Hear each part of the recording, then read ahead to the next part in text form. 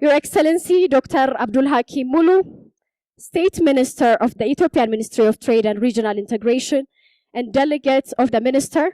Your Excellency Yasmin Warhabi, State Minister of the Ministry of Trade and Regional Integration.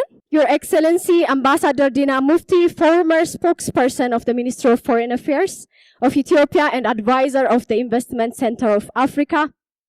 Your Excellency Mr. Abdenasser, CEO of the Investment Center of Africa.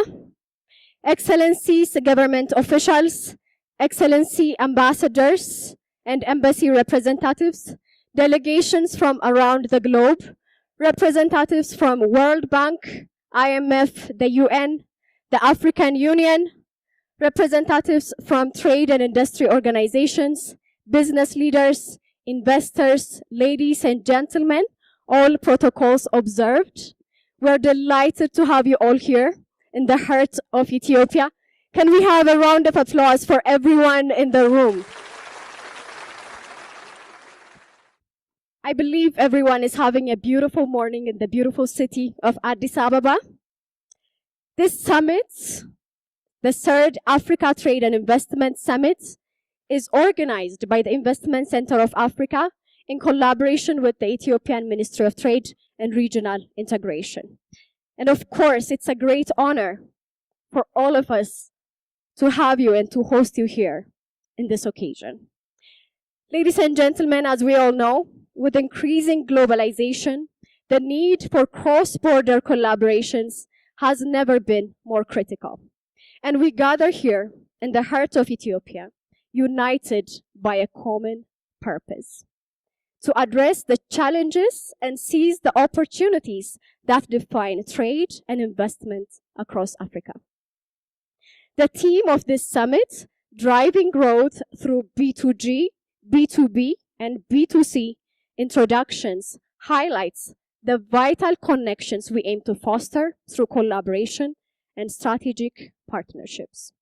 Throughout this event, ladies and gentlemen, we will engage in meaningful dialogues and explore innovative ways to, one, strengthen partnerships between governments and businesses, to identify new investment opportunities, to share knowledge on trade policies and actionable strategies for trade improvement, to establish cross-border relationships among industry leaders, and to ultimately boost Africa's image as a vital investment hub.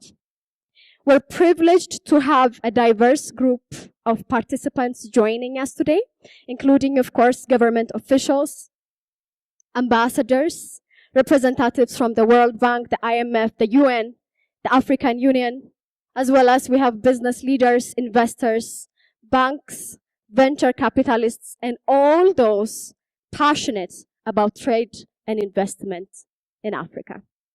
So, ladies and gentlemen, I encourage all of you to engage in the discussions, to share your insights, and to take full advantage of the networking opportunities available throughout this summit.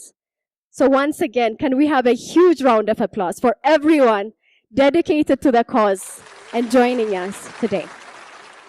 Thank you so much. So now, without further ado, ladies and gentlemen, to set the tone for our discussion and to deliver his opening remarks, please welcome Mr. Abdenasser Turkey, Chairman and CEO of the Investment Center of Africa. Please welcome Mr. Abdenasser with a round of applause. Good morning. Your Excellency Abdul Hakim Mulu, State Minister of the Ethiopian Ministry of Trade and Regional Integration, representing officially Minister, His Excellency Dr. Kasahun Gobe Pelemi, Excellencies, Honorable Ministers, Ambassadors, Development Partners, esteemed delegates, valued business leaders, ladies and gentlemen. It is a great privilege to stand before you today at the third Africa Trade and Investment Summit here in this vibrant and transformed city of Addis Ababa, Ethiopia. On behalf of the Investment Center of Africa, which aims to facilitate sustainable investment and driving economic growth across the continent, we are deeply grateful to convene this timely summit focused on them of empowering Africa's growth through cross-border trade and investment synergies. The summit is not merely a gathering of minds, it is a powerful affirmation of our collective vision to unlock the immense potential that our continent holds. Africa is rich in resources, innovative ideas, and the youth population, eager to drive transformative change. Our collaboration today embodies the spirit of partnership essential for realizing this potential. I extend my deepest appreciation to the Ethiopian government, particularly the Ethiopian Ministry of Trade and the Regional Integration Motri, for their invaluable partnership in organizing this year's summit. Your unwavering support and the commitment have been pivotal in creating a conducive environment for trade and investment. As our official partner for the opportunities, as an official partner for this high-level summit, your leadership has established a platform where ideas can thrive and open doors to countless opportunities for regional integration and collaboration. Together, we are setting the stage for a new era of economic development in Africa, for which we are profound grateful. We are fortunate to have representatives from across the globe, business leaders from Africa, from Europe, Middle East, Asia, and other countries. We united by our shared goal to foster sustainable development and economic growth across our nations. Through these collaborations, we can share best practices, learn from each other's experience, and build a brighter future together. As we engage in these discussions today, let us focus not only on the challenges we face, but also on the significant opportunities that lie ahead. Let us embrace innovations, harness technology, and invest in our human capital to propel our economic forward. In closing, I want to express my heartfelt gratitude for our organizing team together with our esteemed partners. Without their dedication and hard work, this summit would not have been possible. Especially thanks for our team. Thank you. Excellency Yasmin Wahabrabi, State Minister, Trade, Integration and Export Promotion. His Excellency Ndalo Mokonnon, State Minister, National Quality Infrastructure and Assurance.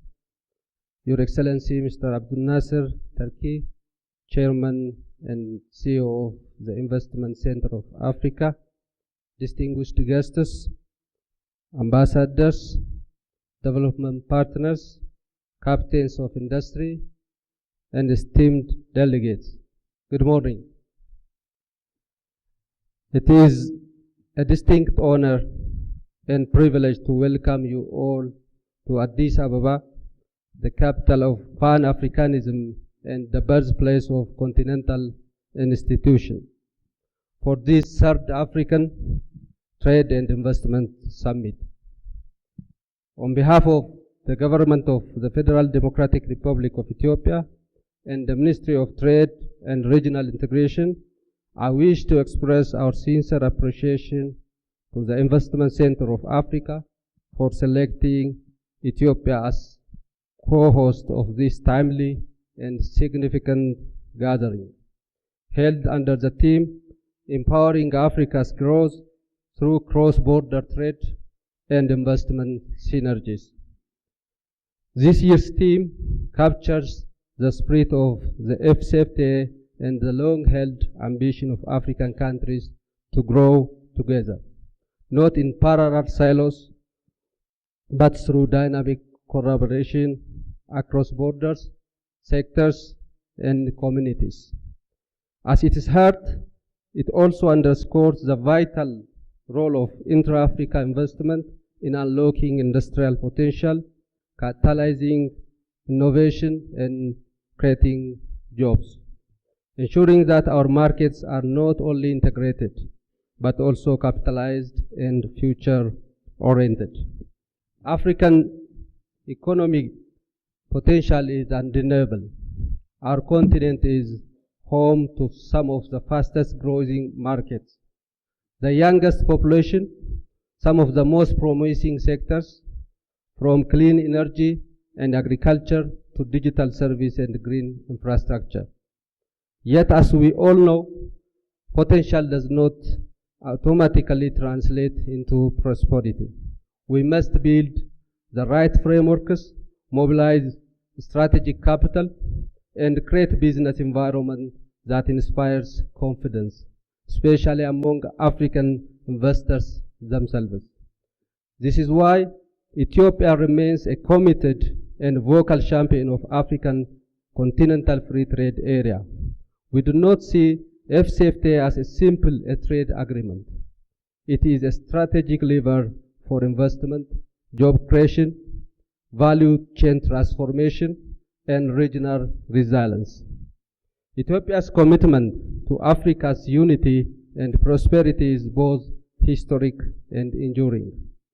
As the birthplace of Africa Union and a founding member of the Organization of Africa Unity, Ethiopia has long championed a vision of a peaceful, integrated, and economically empowered continent.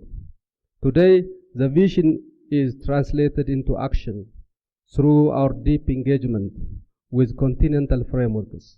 From our early ratification of the FCFTA agreement to our leadership in regional infrastructure, energy trade, and customs modernization. Ethiopia's active participation in flagship initiatives from the Grand Ethiopia Renaissance Dam, empowering regional industrialization, to the Addis Djibouti corridor, linking landlocked economies to ports, demonstrates our belief that Africa's growth must be collective, interconnected, and investment-driven. Last year, right here in Addis Ababa, our heads of state made history by adopting FCFTA protocol on investment, a landmark step toward building a more predictable and investor-friendly Africa. This protocol is about more than just a legal text. It is about making it easier for African business to invest in Africa markets. It lays the groundwork for smoother business entry, greater transparency, strong coordination across our countries. It also sets out mechanisms to prevent disputes before they arise and build trust. Because when investors have confidence in the system, they are more likely to stay, grow, and reinvest. Most importantly, it implements the institution we need, like national focal points and a Pan-African trade and investment agency, to ensure that investment facilitation isn't just a promise on the paper, but a service delivered in practice. Yet, we must also confront the hard truths and the hard factors. Despite our growing consensus, Africa still struggles to convert potential into transformative results. According to the UNECA's 11th edition report, assessing regional integration in Africa, FDI inflows into Africa remains persistently flat, hovering around $40 to $50 billion annually, a trend observed well before the pandemic. Worse still, over 80% of initiated infrastructure projects on a continent failed to reach a financial close, often due to feasibility gaps, inadequate risk mitigation, or weak regulatory environment. This is not due to the lack of interest. It is due to the lack of investment-ready environment. The soft infrastructure that investors need, enforceable contracts, streamlined processes, one-stop shops, and dispute resolution mechanisms that work. Regarding Ethiopia's commitment to African economic growth is truly great. In Ethiopia, we are acting decisively Our country is undergoing an ambitious economic reform through the homegrown economic reform agenda. Through this agenda, we opened previously closed sectors such as banking, logistics, telecom to foreign participation. We also launched Ethiopia's first sovereign investment holding company and security exchanges, and digitized customs and overhauling our investment, trade, tax frameworks to align with WTO standards and FCFTA obligations. Ethiopian also have approved FCFTA national implementation strategy, which candidly acknowledges the limited levels of investment currently flowing in from African countries. At the same time, it highlights the vast and untapped potential that as FCFTA offers to help close this gap. The strategy outlines practical measures to attract more intra-Africa investment through value chain development, targeted sectoral reforms, and stronger regional partnerships. Our reforms are rooted in the beliefs that investment should not be a privilege, but a catalyst, especially for small and medium enterprises, women-owned enterprises, and youth entrepreneurs who are central to our development strategy. Allow me to give you a few concrete examples to how Ethiopia is walking the talk. The Addis Ababa Djibouti Railway, a flagship corridor project, is already reducing logistic costs and enhancing connectivity across the Horn. Our participating in the Lapset corridor, the planned upgrades the dry ports and trade zones signals our readiness to become the regional logistic and value addition hub. The Grand Renaissance Dam will enable Ethiopia to export electricity to neighboring countries, fueling not just energy trade, but regional industrial growth. We are also doubling down our efforts to expand industrial parks and special economic zones structured to attract investors across agro-processing, light manufacturing, pharmaceuticals, and green technologies. That said, Ethiopia recognizes that investment is not only about mobilizing capital and expanding infrastructure. It is equally about fostering trust, predictability, and shared value. This is why we strongly support anchoring investment efforts in solid institutional mechanisms, such as establishment of national focal points and a Pan-African trade and investment agency to guide and coordinate facilitation across continent. We also encourage member states to align around regional regulatory frameworks, whether in green hydrogen, digital trade, energy markets, or transport corridors, so that African investors are not met with fragmented or conflicting standards. Finally, let us not forget human capital is our greatest resource. A prosperous Africa must invest in its people by educating our youth, building skills, and creating real pathways from them to become the architects of Africa's next investment wave. The trade and investment challenges we face are complex. Political risk, infrastructural gap, cross-border barriers, and sometimes limited policy coordination. But the opportunities far outweigh the obstacles. With the FCFTA in place, Africa now has the people, the economy, the legal, institutional, and diplomatic momentum to turn vision into reality. Our task, our duty today, here in Addis Ababa, and across the continent is to ensure Africa invests in Africa.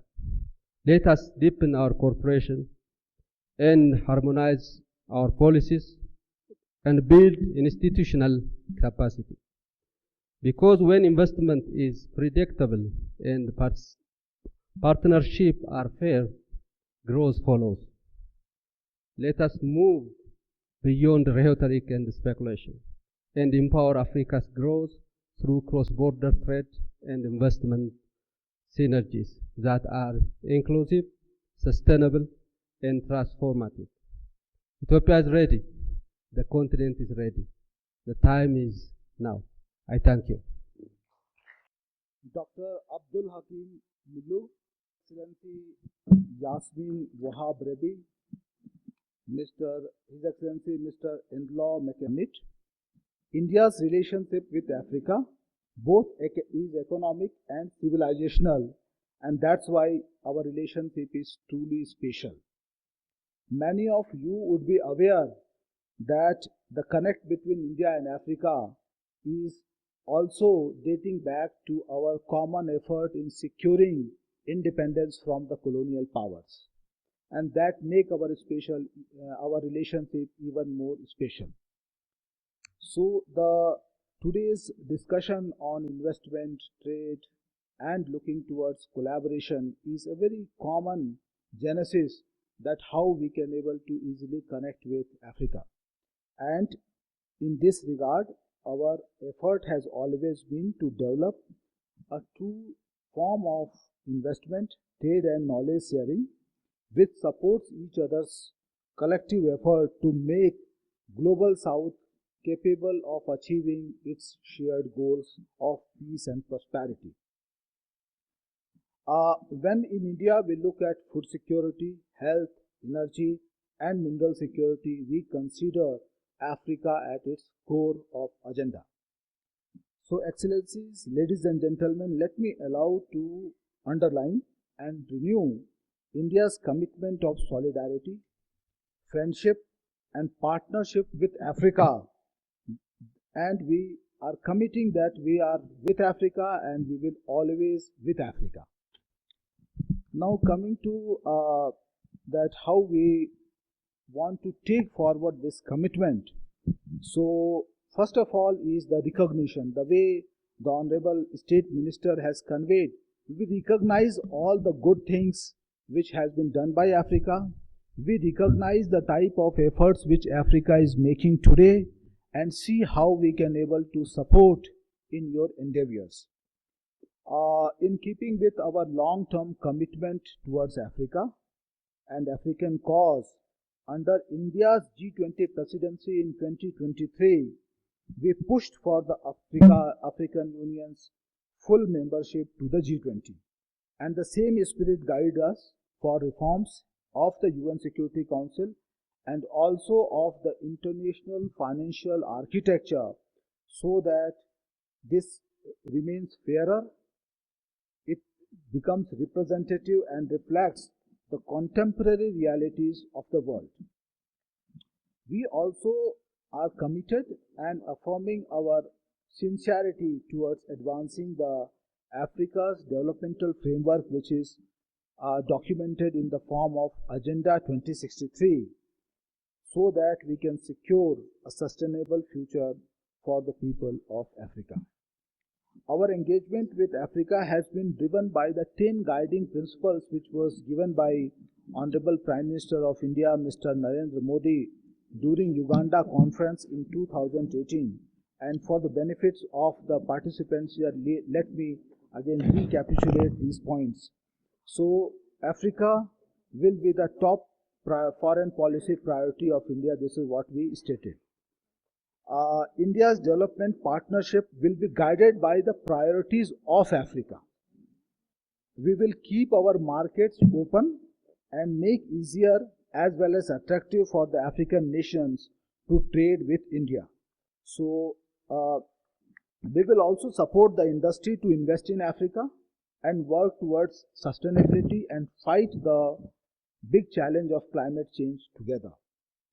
We will harness India's experience with digital revolution to support Africa's development, improve delivery of public services, extend education and health, spread digital literacy, expand financial inclusion, and maintain and mainstream the marginalized into the society.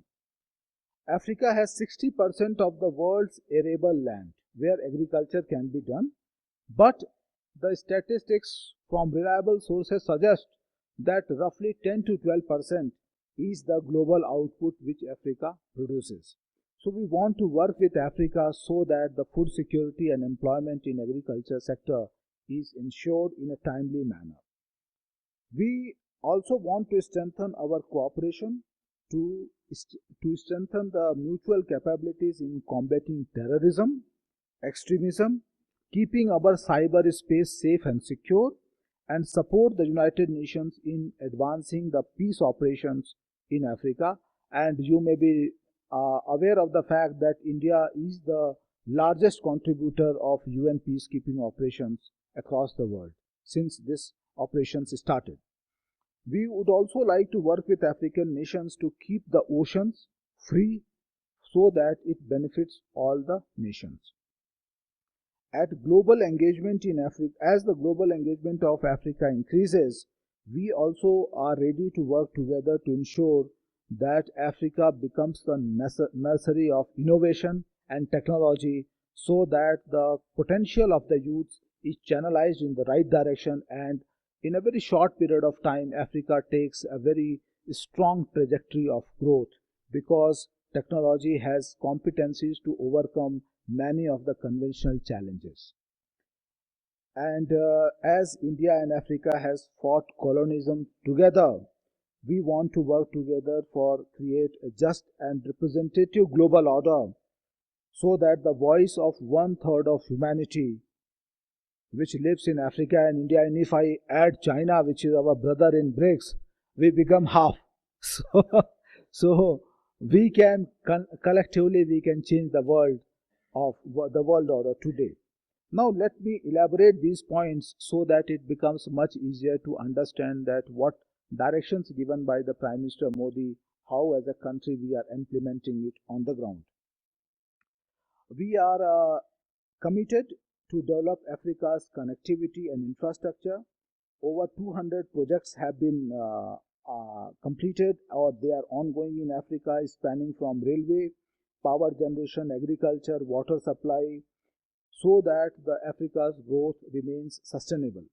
In last decade, we have extended more than $800 million of grant assistance to the African countries, and they are largely in the social sector, particularly health, addressing the cancer and COVID challenges, ambulance, and also providing the artificial limbs to those who lost limbs during variety of regions. So in that way, over 13,000 patients have been directly affected because of these endeavors. Today, India is the 4th largest trading partner of Africa, but it is not the reflection of true potential. The magnitude of our trade is roughly $100 billion, and the government of India has targeted that we should increase our trade to $200 billion by 2030. And roughly $85 billion of investments have been made in Africa, spanning from sectors like pharma, IT, automobiles, banking, and mining. But this is again not the true potential, as Honorable Minister has mentioned that African free trade has become a reality. So this is going to multiply exponentially, because for the growth of India and for growth of Africa, we have to create mutually integrated supply chain so that both can become an integral part of the global value chain in the basic and the major industries. If I come to the trade, so India is the first developing country to provide non-reciprocal duty-free access. All the 3 ministers coming from trade, they will understand that what does it mean non-reciprocal duty-free access to the least developed countries, and we did it in 2008. And under this, we have provided duty-free tariff preference to the least developing countries, including Africa, including Ethiopia. So at the same time, when it comes to the security cooperation, we want that collectively with the African countries, we ensure that the seas are open and the communications, the lines of communications are free from disturbance, so that we should follow, in order to ensure this, we have to follow the zero tolerance policy towards terrorism and create a very strong peace building effort at local level. Defense cooperation is emerging as an important sector of cooperation. We have done 3 iterations of India-Africa Defense Dialogue, where the defense ministers from Africa have been invited, and slowly but steadily and very fast we are also emerging as producer of very reliable, robust but cost-efficient defense equipments. So this offers an opportunity for African nations to partner with India to satisfy the needs of their defense equipments and accessories. As a technology partner, India stands ready to share all its capabilities and knowledge in the fields like space technology, weather forecasting, early warning system, and advanced agricultural practices, so that we can achieve the sustainable development goals in a much more reliable manner. We have one very special project in India which is called as Prime Minister's Gati Shakti project, which means that how various modes of transport can be made reliable and interoperable. Like suppose Djibouti port. So if the ship comes, can the container directly be loaded on the truck or on the rail line, so that the time which is consumed is minimal. So we want to share our experience in Prime Minister Gati Shakti and also give our version of satellite, which is something like Google Maps. We have our Bhuvan Maps. So these are going to be quite useful for Africa, because roughly 16 landlocked countries, which is the highest in any of the continent, lies in Africa, and at least they want 2 things. The physical connectivity is today's need, but digital connectivity is the need of the future, so that you don't have to depend on anybody else for digital connectivity also, and you don't have to depend on anyone for your physical connectivity. Recently, we have conducted a summit called as Wave Summit in Mumbai, where we invited the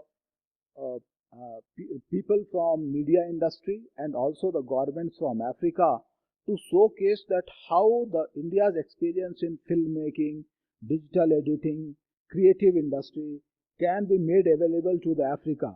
And it was very successful, because you see that the time which we spent on the social media today or in the digital media space today is humongous, and this is going to increase. So we have opened our platform for the African countries to come and partner, and we found that this was extremely popular among the youths. So we want again to keep Ethiopia our partner in this sector, and Africa in this sector. With this, let me come to 2 very specific examples that how we want to ensure equality and equity in our development. So when I came to Ethiopia, we not only want that we should export to African countries. Since we have given duty-free and quota-free access to Africa, after coming, I published 2 reports. One is on agriculture, and this shows that how Ethiopia can leverage the Indian market, which has duty-free access to all kind of products, to its agriculture sector, because agriculture contributes the largest proportion of your economy. And the second report which I published is we did a market study is on minerals sector and gemstone sector. So how you can leverage the Indian market.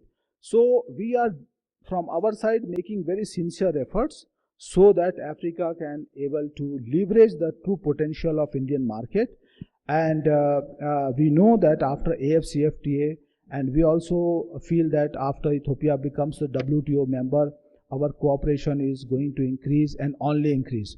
So with these words, I thank you very much for giving me this opportunity to speak, and I will be delighted to respond to any questions and looking forward to listen from you in the next panel discussion. Thank you. Your Excellency, Dr. Abdulhakim Mulu, State Minister of Trade and Regional Integration of Ethiopia. Your Excellency, Ms. Yasmin Wahabrebi, State Minister of Trade and Regional Integration of Ethiopia. Your Excellency, Mr. Abdinasser Turkey, Chairman and CEO at Investment Center of Africa. Ambassadors, distinguished guests, dear friends, good morning. It is a great honor to speak about China's role in China-Africa trade development. China has been Africa's top trading partner for 16 consecutive years. Last year, our trade volume reached a record high of nearly $300 billion, a 4.8% increase than the previous year. Imports from Africa to China grew 6.9%. Nearly half of African countries registered double-digit growth in trade volume with China. Today, I would like to highlight how China has been driving Africa's trade growth and prosperity. First, China has been a pioneer in expanding unilateral opening up for African least developed countries, LDCs. Over the past decade, China has implemented tariff reductions until zero tariff on the vast majority of products from African LDCs, making it easier for African products such as Ethiopian coffee, Beninese pineapple, Mozambican cashew, Rwanda pepper, and Kenya avocado to enter one of the world's largest consumer markets. In recent years, these specialty and high-quality products have become more and more popular in the Chinese market. Now, China has implemented zero tariff treatment for 100% tariff lines for all African countries having diplomatic relations with China. Second, China has built the infrastructure that intra-African trade and external trade depend on. Roads, railways, ports, warehousing and cold chain facilities, and digital networks are the lifelines of commerce. From the SCO-Djibouti Railway, which slashed logistics costs for Ethiopian exports by over 30%, to the new container terminal in Lagos that doubled Nigeria's port capacity. These key projects haven't just connected cities, but connected African countries to global supply chains. Third, China has supported Africa in diversifying its exports and thereby accelerating its industrialization. Chinese enterprises have partnered with African counterparts to build factories, from textile plants in Ethiopia to automobile assembly lines in South Africa, helping add value to local products. This shift from exporting unprocessed goods to finished products has created jobs, skills, and industries, laying the groundwork for Africa's industrialization. Fourth, China has stood by Africa in actively responding to global challenges. When the Red Sea crisis disrupted African exports, China provided reroute shipment support. During the COVID-19 pandemic, China ensured that critical trade routes remained open. Recently, in contrast to the U.S. abuse of tariffs, China has always honored its commitment in free trade and win-win cooperation with African countries. In terms of uncertainty, China has been a reliable partner, prioritizing African economic resilience. Ladies and gentlemen, Addis is the political heart of Africa and the city where I work. China is Ethiopia's all-weather strategic partner and has remained Ethiopia's largest trading partner for many years. In 2024, our trade volume reached $3.55 billion, up 17.5%. This year marks the 55th anniversary of the establishment of diplomatic relations between China and Ethiopia. Under the Belt and Road Initiative and the FOCAC, China and Ethiopia have gained a series of institutional opening up achievements. China supports Ethiopia's accession to the WTO and has been the first WTO member to substantially conclude bilateral negotiations with Ethiopia. The two sides are actively promoting module negotiations under the Agreement of China-Africa Economic Partnership for Shared Development, CAD-EPA. The zero tariff treatment facilitates export of Ethiopian products such as coffee, avocados, soybean powder, and milk to China. Ladies and gentlemen, at the 2024 FOCAC Summit, Chinese President Xi Jinping announced the 10 partnership action plans to be implemented in the 3 years. Looking ahead, as Africa implements the AFCFTA, China is ready to be a key partner to share our experience in trade facilitation, support digital trade platforms, and help African countries integrate into regional and global markets. Ladies and gentlemen, China and Africa will, as always, stand by each other, work with each other to achieve high-quality development and modernization, and build a community with a shared future for the new era. I wish this event a great success. Thank you. Thank you very much. So, Your Excellencies, distinguished government representatives, esteemed ministers, ambassadors, representatives from the private sector and the development partners, ladies and gentlemen. So, it's a profound honor to address the third Africa Trade and Investment Summit, a platform where African visions meet global opportunities. On behalf of the Commissioner of the European Investment Commission, His Excellency Dr. Zelleka Temasghen. So I am here representing the Ethiopian Investment Commission, a commission which is a lead agency in the structure of the Ethiopian government, which is mandated to attracting, promote, and licensing, and also providing aftercare services for FDI projects coming to the Ethiopian economy. So today we gather here not only to discuss trade and investment in Africa, but also to shape a shared future of resilience, innovation, and inclusive growth. Ladies and gentlemen, we meet today under a shared vision for Africa's prosperity at a critical moment in our continent's evolution. Our collective efforts, including historic reforms and deepening integration under the African Continental Free Trade Area, have set the stage for inclusive growth. Together, we can stand poised to renew partnership, launch new ventures, unlock Africa's immense potential for the benefit of all Africans. Africa is on the move, with a combined population exceeding 1.4 billion and a median age under 20. Our continent is young, dynamic, and ambitious.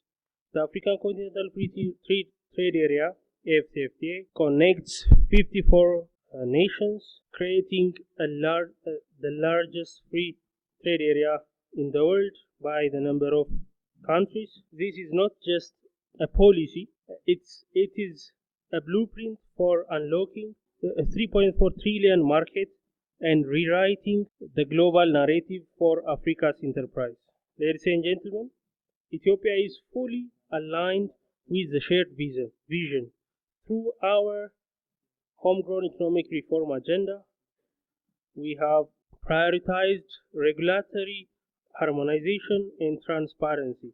We are streamlining custom procedures, digitizing licensing, and aligning national standards with FCFTA protocols to facilitate cross-border trades.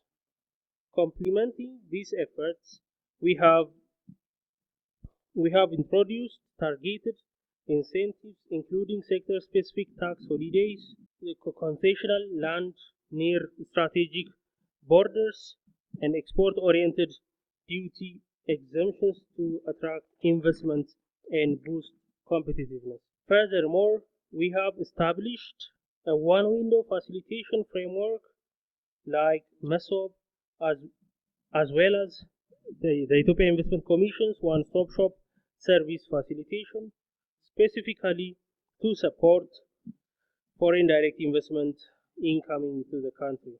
These facilitations and service integrations facilitate project like swift project approval, fast-tracked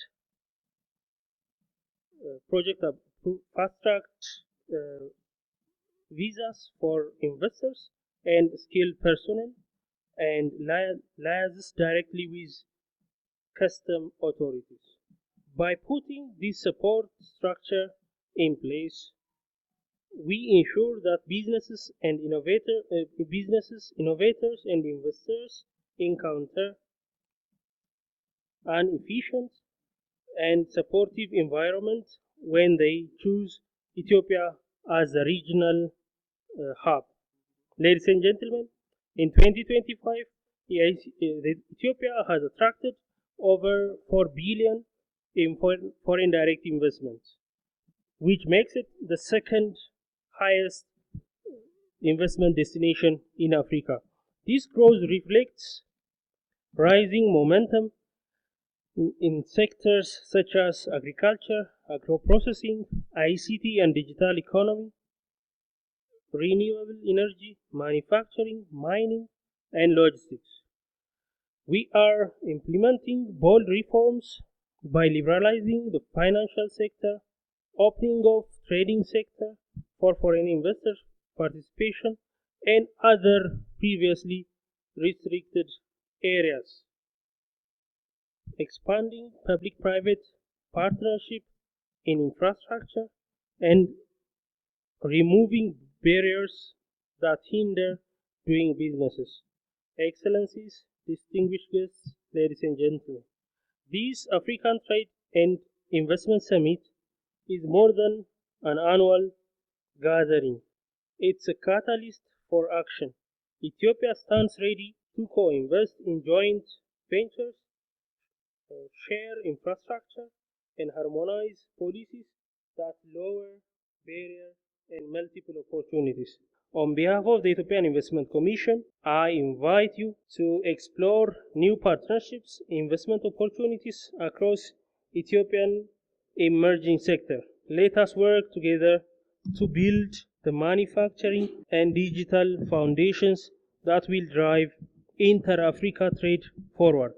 Africa's future belongs to those who embrace collaboration beyond borders. Ethiopia stands fully committed to the future.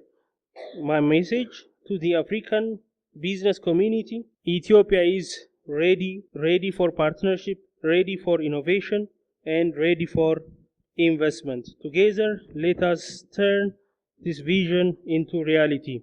Thank you very much. Excellency Abdul Hakim, the State Minister for Trade and Regional Integration, senior government officials, the chairperson for investment in Africa, ambassadors and diplomats, captains of industry, and distinguished participants. It is a pleasure, and I wish to thank you for the opportunity to contribute to the discussion in investment in Africa with a focus on Zambia. Africa is indeed a land of opportunity endowed with untapped diverse investment potential. This potential is further amplified through initiatives such as the African Continental Free Trade Area that is facilitating intra-African trade and reducing barriers to entry for investors. This is further supported by efforts at regional and national levels. Zambia, for example, presents an environment that is favorable for business as a land-linked country. Zambia is a very conducive hub and a gateway to markets locally, in the region and beyond. When I say land-linked, quite often we hear of landlocked. We are in the middle, but we are land-linked to about 8 countries. Zambia is more or less like an octopus that has got its arms to about 8 countries. You invest in Zambia, you know that you have created opportunities to invest to the other 8 countries. Your products will go into the other 8 countries, or their products do come to Zambia. And what the blessing we have in this regard in Southern Africa is that the infrastructure in terms of roads is very good. We have infrastructure in rail lines, and we are developing the rail lines as well.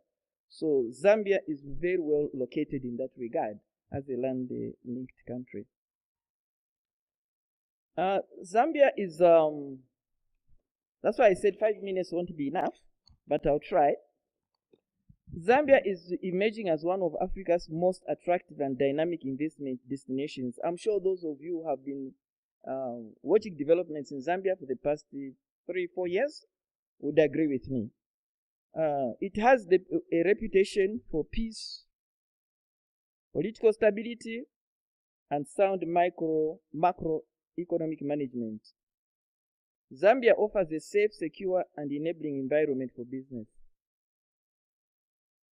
Zambia has demonstrated consistency in economic growth and underpinned by prudent fiscal reforms and investor-friendly and unspoiled landscapes. The country's scenic beauty is not only a natural treasure, but also a strong driver for the tourism and hospitality industry. Competitively speaking, I would like to highlight that Zambia provides a unique blend of opportunities through the following: strategic market access to regional and international markets, abundant and affordable factors of production, including land, water, and labor, competitive investment incentives and attractive tax environment, simplified licensing processes, and ease of doing business. In terms of priority investment sectors, most of you would know that Zambia is related to mining, is known for mining. Zambia is one of the largest producers of copper in the whole world, and among the largest 2 on the continent, along with the DRC. We are neighbors and we share that aspect. We hold significant reserves of other critical minerals, such as cobalt, manganese, and nickel. There are growing prospects in both upstream and downstream value chains in mineral processing and beneficiation. With regard to agriculture, we have vast arable land, favorable climatic conditions, and access to regional markets. Like I've already said, infrastructure in terms of roads and rails is available. Agriculture presents wide opportunities in agro-processing, irrigation schemes, and commercial farming. With regard to manufacturing, the sector is growing, but we still need more investors in manufacturing. It's growing in terms of, especially with regard to food processing, construction materials, textiles, and value-added mineral products. Investment opportunities exist in industrial parks and special economic zones, established by the government. With regard to tourism, I already mentioned the Victoria Falls. I think it remains one of the 7 wonders of the world. This doesn't seem to fall out on that ladder. Zambia's tourism is centered around key hubs such as Livingstone, where the Victoria Falls is located, in Lusaka, the capital city, and in the various provincial headquarters, where you have provincial heritage sites. Historical landmarks include the Lusaka Museum. There's a lot of history there, very interesting history, and a rich cultural tapestry provide immense experiences for visitors. The government is actively promoting infrastructure partnerships, especially in road development and hospitality facilities. Energy is another sector where Zambia needs investors. With regard to demand, Zambia offers opportunities in hydropower generation, solar energy, and off-grid solutions. The government welcomes independent power producers and public-private partnerships in the energy sector. That was in general terms. More specifically, we have some low-hanging fruits as of now, whereby if you went to Zambia yesterday or you go to Zambia this afternoon, you have an opportunity to just grab it. These ones are low-hanging, and they are the ones that I'm going to just run through now for you. In the area of agriculture, the government is promoting farm blocks and aims to produce 1 million tons of wheat, 1 million tons of soybeans, 10 million tons of maize annually by 2027. The Zambian government also aims to increase Zambia's livestock population to 6 million by 2026. Investment in these areas is therefore most welcome. I mentioned farm blocks. These are blocks which have been created deliberately to encourage investors to invest in those farm blocks, both for local consumption, but also in farm blocks, we encourage export. You can farm and still export your product. Further, the Zambian government is looking for partners in the following bankable projects under the Industrial Development Corporation, which is the government's investment arm. Cassava. I don't know how many of you are aware of how valuable cassava is, but we are looking at a cassava milling plant. Cassava is very important in the mining industry. Fruit processing, mango plantation, tomato processing, banana processing, tea industry, cashew nut processing. I heard about Mozambique exporting some cashew nuts to China. We just share a border with Mozambique, and there's a lot of cashew in Zambia and a lot of potential to grow more cashew. We have Indian Limited with the investment opportunities, including bulk supply agreements. We have Zambia Power Corporation, the main provider of our power. It's a government entity for renewable energy projects. We have Mpulungu Harbor. Mpulungu is on Lake Tanganyika. Those of you who know that part of Africa, Tanganyika, we share it with Tanzania, with Burundi, and other countries. So we have Mpulungu Harbor Corporation with investment opportunities in modernization and expansion of that port. Zambia Railways Limited, where opportunities include modernization and expansion of the rail line. Zambia Railways connects to the south. We go through Zimbabwe up to South Africa. It goes to Botswana. It goes into the DRC. Now the same is going to connect to Angola. I think a number of you have heard of the Lobito Corridor project. So that's in as far as Zambia Railways is concerned. It's a very important project to us. We have nitrogen chemicals of Zambia, not very far from the capital of Zambia itself, very far from Lusaka. It's an old entity, but it went down, which is engaged in fertilizer production. Opportunities include recapitalization and partnerships for financing and operational efficiency. Sometime back, it was one of those industries that were quite strong. soon after independence, but it went down. And we have realized this value and want to revive it. Industrial Resources Limited engaged in exploration, mining, and beneficiation of minerals.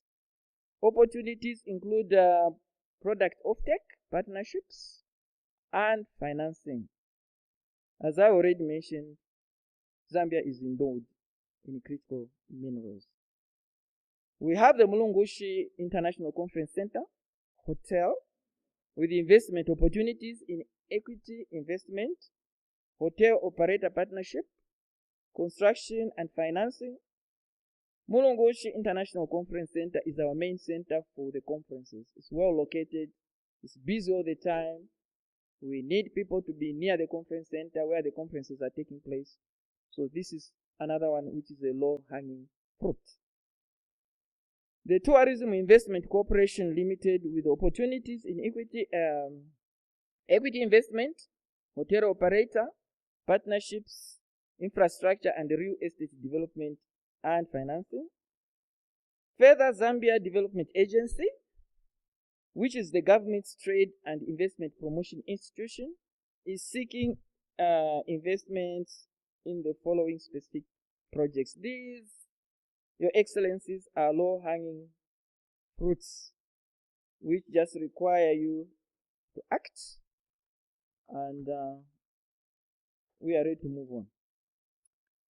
These areas include green hydrogen-based synthetic fertilizer and liquid ammonia projects using solar energy, biomass green methanol project, a 1,000 megawatt solar storage power plant, Lusaka mass transit rail system aimed at decongesting the city of Lusaka and greening it. This is the capital of Lusaka, so this is quite a big project and a hanging fruit too. Electric bus rapid transit projects.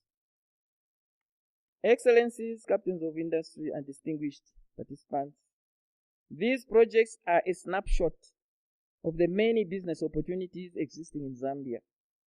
Zambia is indeed open for business. I therefore invite you to do business with Zambia and to engage the Zambian embassy for more details. I thank you for your attention. Thank you very much. Good late morning.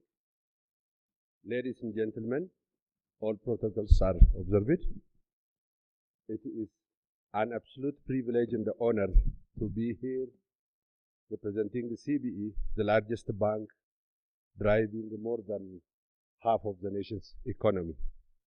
Commercial Bank of Ethiopia, as Ethiopia's largest commercial bank, significantly contributes to the country's economy and through its operation in the strategic outlook, indirectly and substantially impact the broader African economy. As an initiative, Commercial Bank of Ethiopia has been engaging into different tasks. Number one, mobilizing saving for investment.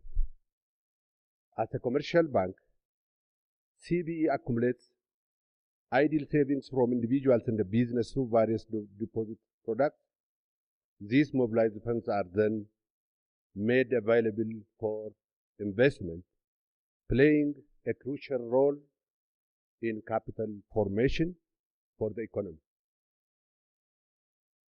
For instance, last year alone, CBE mobilized deposits more than $500 billion and bringing its total deposit of the nation to $1.7 trillion, supporting investments or fostering investment. CBE is a primary source of finance for various sectors. It supports business for working capital, expansion, and the various development projects across industries like agro-processing, manufacturing, infrastructure, and so on. Thanks to the home economic reform initiatives, now A significant portion of CB's loans are direct to the private sector, stimulating business development, job creation, and economic resilience. Developing capital markets. CB has established an investment bank as an initiative, a significant move aligned with recent regulatory change allowing commercial banks to own full stake in main credit institutions. CB Capital's role is to provide advisory services to business and startups seeking to raise funds, act as an intermediary in the issuance and the sale of shares, and facilitate mergers and acquisitions. By entering the investment banking sector, CB is paid to play a pivotal role in shaping Ethiopia's nascent capital market, attracting investors, and supporting business in raising capital, thereby boosting economic growth. CB Capital has already received its trading membership certificate from Security Exchange, facilitating foreign direct investment.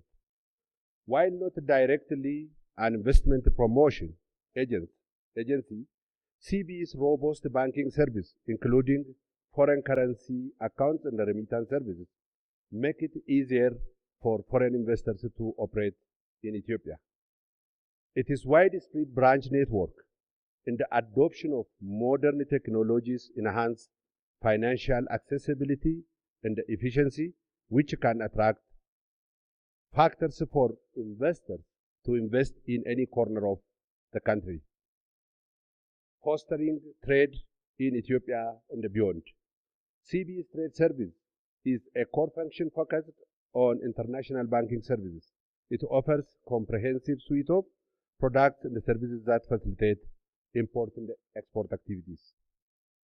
In line with government policies, CB often prioritizes providing loans in the foreign currency to companies involved in export-oriented sectors like agro-processing and manufacturing, aiming to boost the country's foreign currency earnings.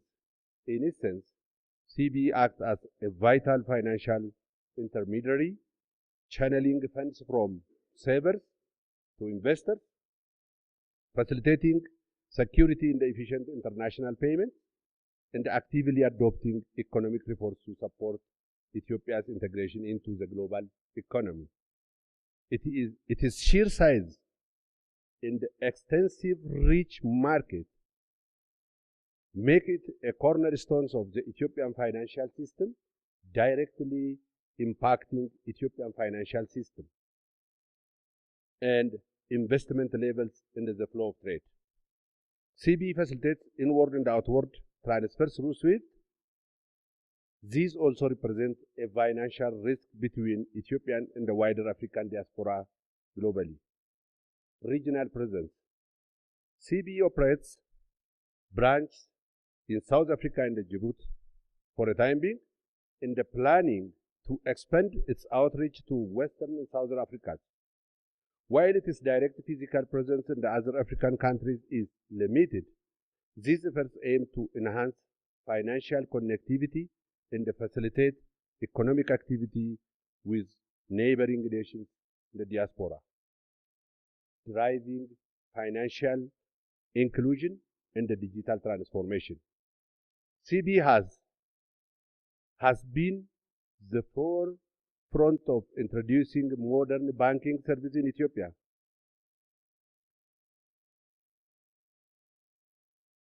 including ATM services, internet banking, and mobile banking.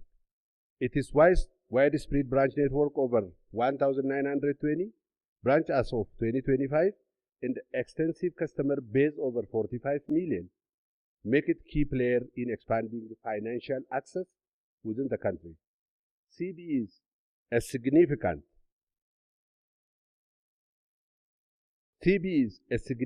participant in Ethiopia's growing digital payment ecosystem, including its own mobile money services.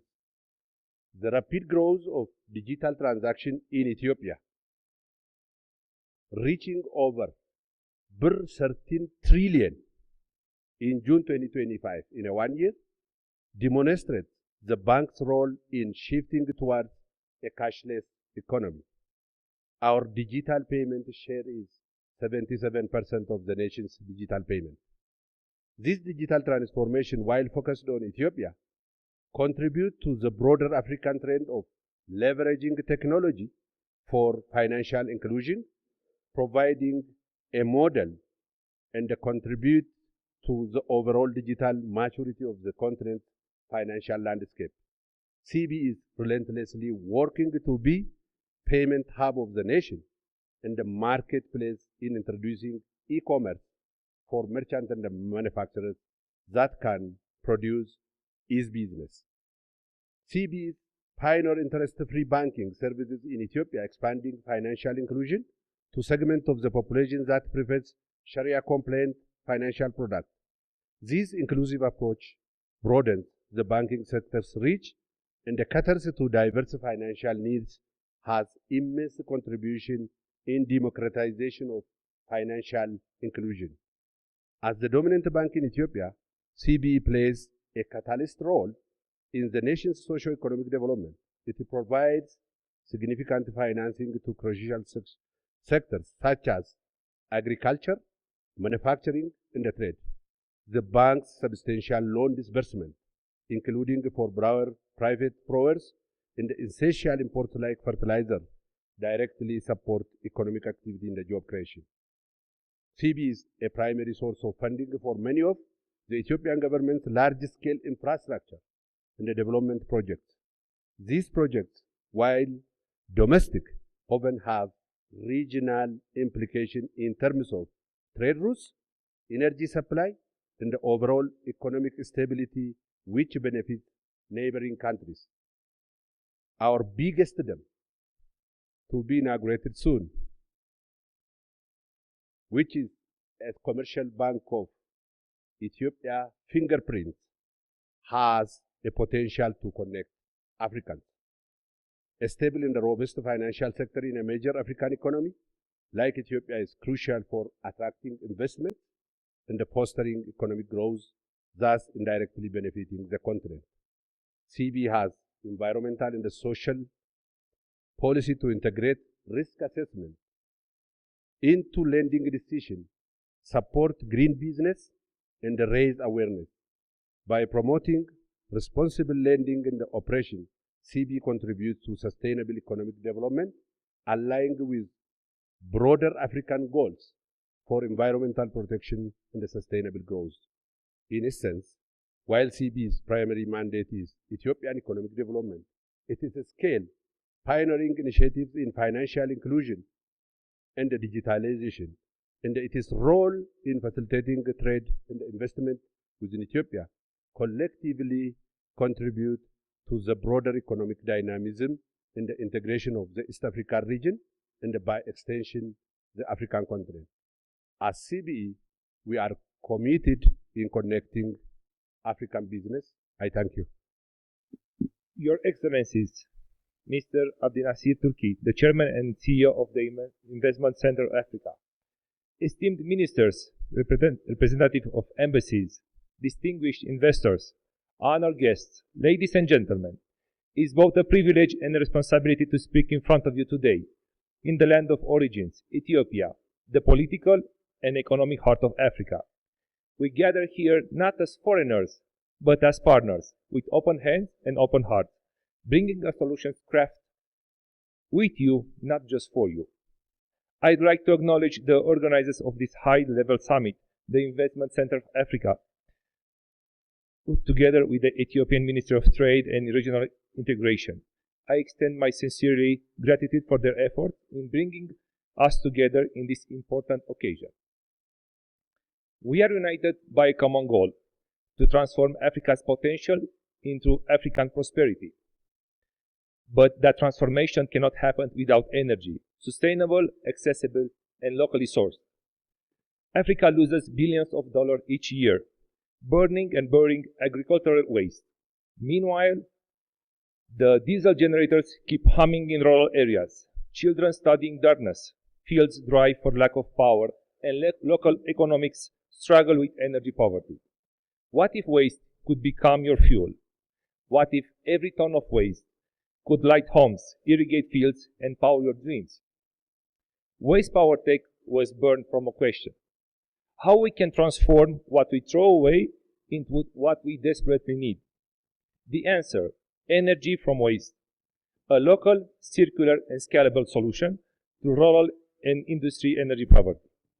At Waste Power Tech, our company, Waste Power Tech, is 100% Romanian company that began operating in Africa through our representative office in Somalia, Somro.co. We have developed a compact, mobile, and scalable gasification unit designed to serve both small cities and large communities. Already piloted in Romania, now is ready to localize and adapt it to your climate and to your needs. How does it work? It converts plastic waste and other organic residues into syngas, a clean, reliable, and locally sourced energy with 0% CO2 emissions in the atmosphere. In this way, we produce energy that can be used for air conditioning or even for drinking water. No burning, no smoke, no large infrastructure needed. Just heat, clean energy, and ash that can fertilize the soil. 100% circular, 100% empowering Africa. We do not just sell equipment, we build ecosystems. We co-invest with local entrepreneurs. Train your team and integrate the solution into your waste value chain. Africa has 1.3 billion people. 70% of waste is organic. 600 million still lack of stable electricity. All these three facts converge into one opportunity: transforming bio-waste into clean energy that will stabilize the electricity for all. That's what we've built. That's what we are scaling. We know that Africa is not just a market. It's a family of nations. Each country, each region, each community has its own wisdom, customs, and path. That's why we listen before we propose. We are not here to teach. We are here to learn, to partner, and to empower. We believe in African solutions for African challenges. That means working with ministers and investors to adapt the solution to your local realities.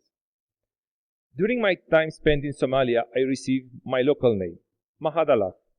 And today I'm here with you to build partnership that turns sustainability from idea to reality together. We are here in Ethiopia until 24 July, and after that you can meet our local representatives.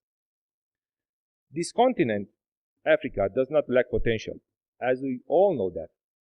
Let us imagine a future where no children studies in the dark, no field dries for lack of power, and no family suffers for lack of drinking water. Today I invite you all visionary leaders, governments, investors, entrepreneurs, who wants to leave a legacy of green growth, to pilot this technology in your region. And together, let's co-create the new energy model that will fuel Africa growth with Africans' own resources. Let us build this future together, not by waiting for help, but by unleashing what Africa already has: resilience, abundance, and brilliance.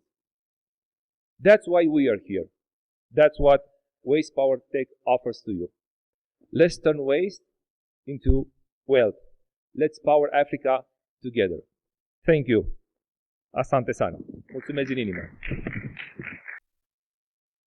Your Excellency, Ministry, ladies and gentlemen, thank you very much. My honor to be here with you with this conference for Africa.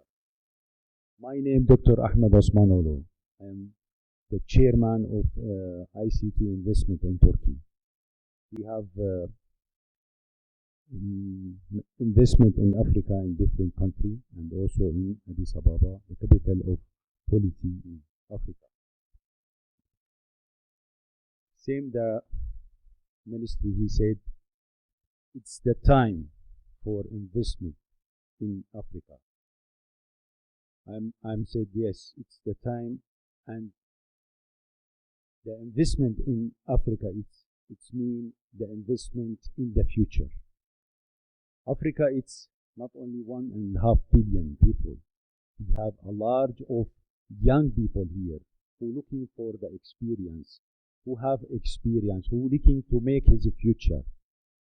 We see a lot of government. They have a good and big experience. They want to change his country. They want to change Africa. So, for many reasons, we see some numbers. Everybody understand the number. I don't want to repeat a lot of number. Everybody have a big experience here. About 2024, we're talking about 97 billion investment ready in Africa. It's a large amount. In ICT investment, our company, when I decided to investment in Africa, I found a lot of challenges. But I asked myself, and one from our president office, he asked me to go to one country from Africa to make investment with the help of our government. When I go there and arrived to this country before a long time, I said to myself, what I do for my president to send me to this country? It's very difficult. But I found a lot of children, and then this time I asked myself, doctor, in your country you have a lot of your companies, similar your company. You have a lot of challenger there, but you are here if you have the power to have the good solution and found good partners in Africa, you will be the first. It's different challenger, but you investment in the future. I take my decision and I continue. Now, in this country, I don't want to say the name, my company is the big investment in this country. So Africa, it's the big market. I want to give you in our investment, the investment in defense, in construction, in the e-government. This is our kind of investment in ICT. We have many relation with government in Africa, and also I'm very pleasure to have a large investment here in Ethiopia, and in this time I want to take the chance to thank everybody from the government in Ethiopia for his warm respected for and welcome for all the investors. Also I have Afro-Turk TV in our countries. This is which one about 49 countries. By satellite we have TV, we make connecting with between Turkey and Africa. Let me tell something. What I learned from Africa. Here, if you want to have investment for a long time, you must have trust and respect in Africa. This is what I learned in my life, and this is the key, and this is the first reason I have the big investment in Africa. So here in Africa, I found the warmth, and I found the respect, and I found the trust. It's very important because my character like this way. So I found myself here in Africa. When I work here, I found myself in my country. In Addis, I have a lot of friends from different departments. By this way, I want to thank the chairman of ICO, Mr. Nasser, for this conference, and I thanks everybody to give me this chance to give about information about our companies and our experience. And I'm ready. Now we have investment in 5 countries in Africa, and we have planning to come to 20 countries, inshallah, in 5 years. We have same, I told you, we have in defense and construction and government. Thank you very much for one time. Good morning, everyone. Your Excellency Abdi Nasser Turkey, and Your Excellency Minister, Your Excellency Ambassador, and everyone. My name is Peipen Chen.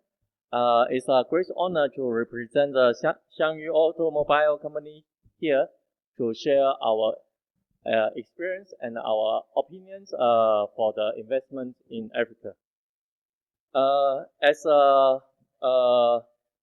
As mentioned, Africa is a very potential market. It has a 1.5 billion population, and with 2.3% growing up annually.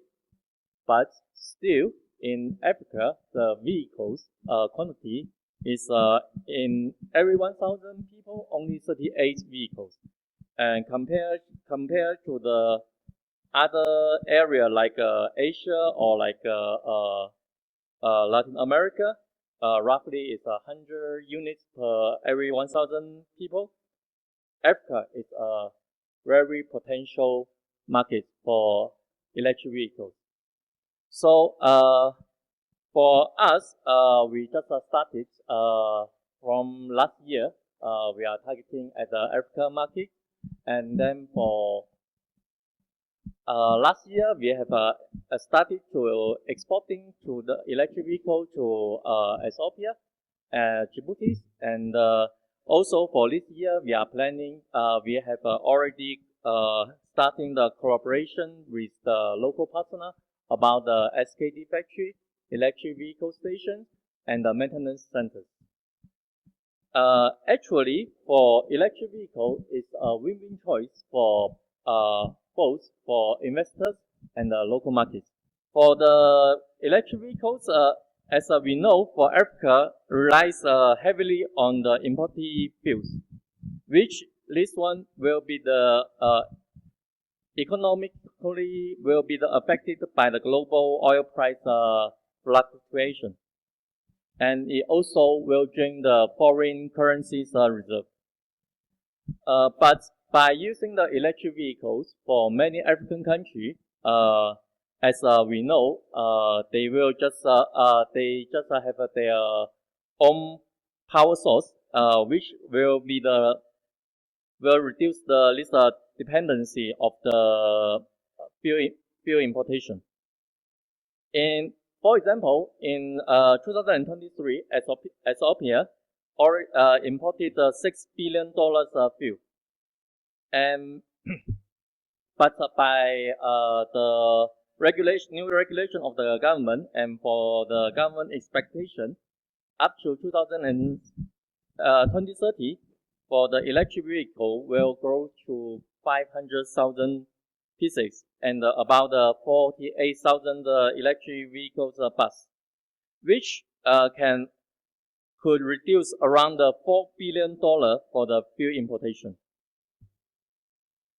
So and secondly, for the investor, by investing the electric vehicle, can lower the cost of the people for the transportation. For example, also like by using the electric vehicle like BYD Sigu, just for one full-time charge is around 40 kilowatts, which is 1 kilowatt in Ethiopia is just for 5 per kilowatt, which means for 200 burst cost you can run around 400 kilometers. And which means 1 kilometer only costs 0.5 per, which is almost 0.4 cents dollar.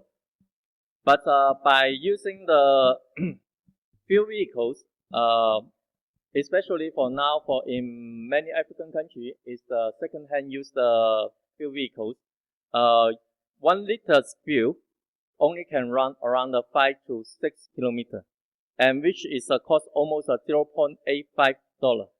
Which means 1 kilometer's fuel cost is roughly, it will cost 17 cents dollar, which is almost 45 times than the electricity. And at the same time, for the maintenance of the electric vehicle and for the interconsumption engine vehicles is huge gap also. In every 10,000 kilometer, for the fuel consumption car, it will just, you need to change the oil, you need engine oil, you need to change the oil filter and the other filters. And in every 20,000 up to 40,000 kilometer, you need to change the spark plug, gearbox, and big maintenance. But for electric vehicles, only for every 20,000 kilometer, you need to do the inspection only. And every 60,000 kilometer, you just need to change the coolant, brake liquid, which is also for the fuel vehicles required also. So for the total 3 years maintenance cost, we can see the comparison. For the electric vehicles, only cost 1/3 of the leased fuel vehicles, which will just help the people to get the affordable and accessible transportation in their daily life. Thirdly, by the investing electric vehicle industrial in Africa, investors also can create lots of the new industries and jobs. For example, one SKD factory for which we are just planning to build in this year, for the welding processing, it costs almost 40 workers. For assemble processing, it costs another 30 workers. And there is also painting, transportation, administration. For direct employment for one SKD factory will create almost 120 work opportunity. And also, we didn't mention about the maintenance distribution, which is will cost almost another 5 times more work opportunity. So, and also for the EV charging station and assemble for the EV charging station, it will create more and more work opportunity.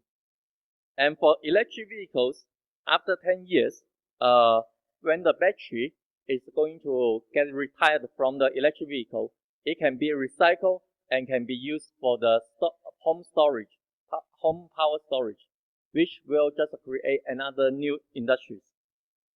So we believe that except the environment benefit and also the economic benefit, for us, for investing Africa for the electric vehicles, for us, we can get the benefits, and for the market, also get the benefits. Thank you.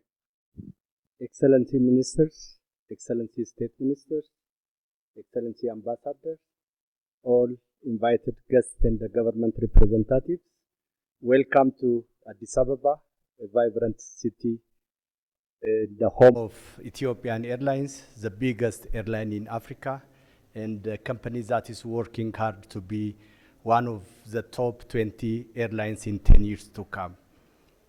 Today, I would like to highlight the importance of Ethiopian Airlines in Africa's initiative. In this regard, Ethiopian Airlines was established 8 decades ago. We are in business for the last 8 decades. During this time, we worked hard to connect Africa together through the motto of bringing Africa together. When we were somehow able to do so, we changed our motto to bringing Africa together and closer to the world, because we strongly believe bringing Africans together only will not answer the issues of Africa. Therefore, we worked hard to bring Africa closer to the world through our vast network. And today we are flying to all human habitable continents except Australia, which we are covering through our partners, Star Alliance members. By doing so, we were somehow reached our vision of bringing Africa closer to the world, and we changed our motto to the new spirit of Africa, with the vision of modernization, with a vision of international reach and quality service, plus pride and resilience. Today, we give the essential connectivity throughout the world. And especially in continent Africa, we are flying to 40 countries and 62 cities. Doing so will enhance investment, people-to-people relationship, and also it enhance tourism. The second initiative that Ethiopian Airlines strongly worked on is supporting import and export. As you are very much aware, we Africans produce essential vegetables, fruits, flowers, minerals, and so on. I can keep on counting those essential commodities that Africans are producing today and exporting to the rest of the world. While we do the export, we also support the import, because there are technologically advanced items that we Africans are not producing today. Therefore, we support the import of pharmaceuticals, vaccines, and other essential items to Africa. The third initiative that we took and worked on is establishing national carriers in Africa. We are partnering with African head government to establish airlines in different parts of Africa. We partnered with the government of Zambia to establish Zambian Airways in Lusaka. We partnered with government of Malawi to establish Malawian Airlines in Malawi, Lilongwe. We partnered with the government of Togo to establish ASCA in western part of Africa.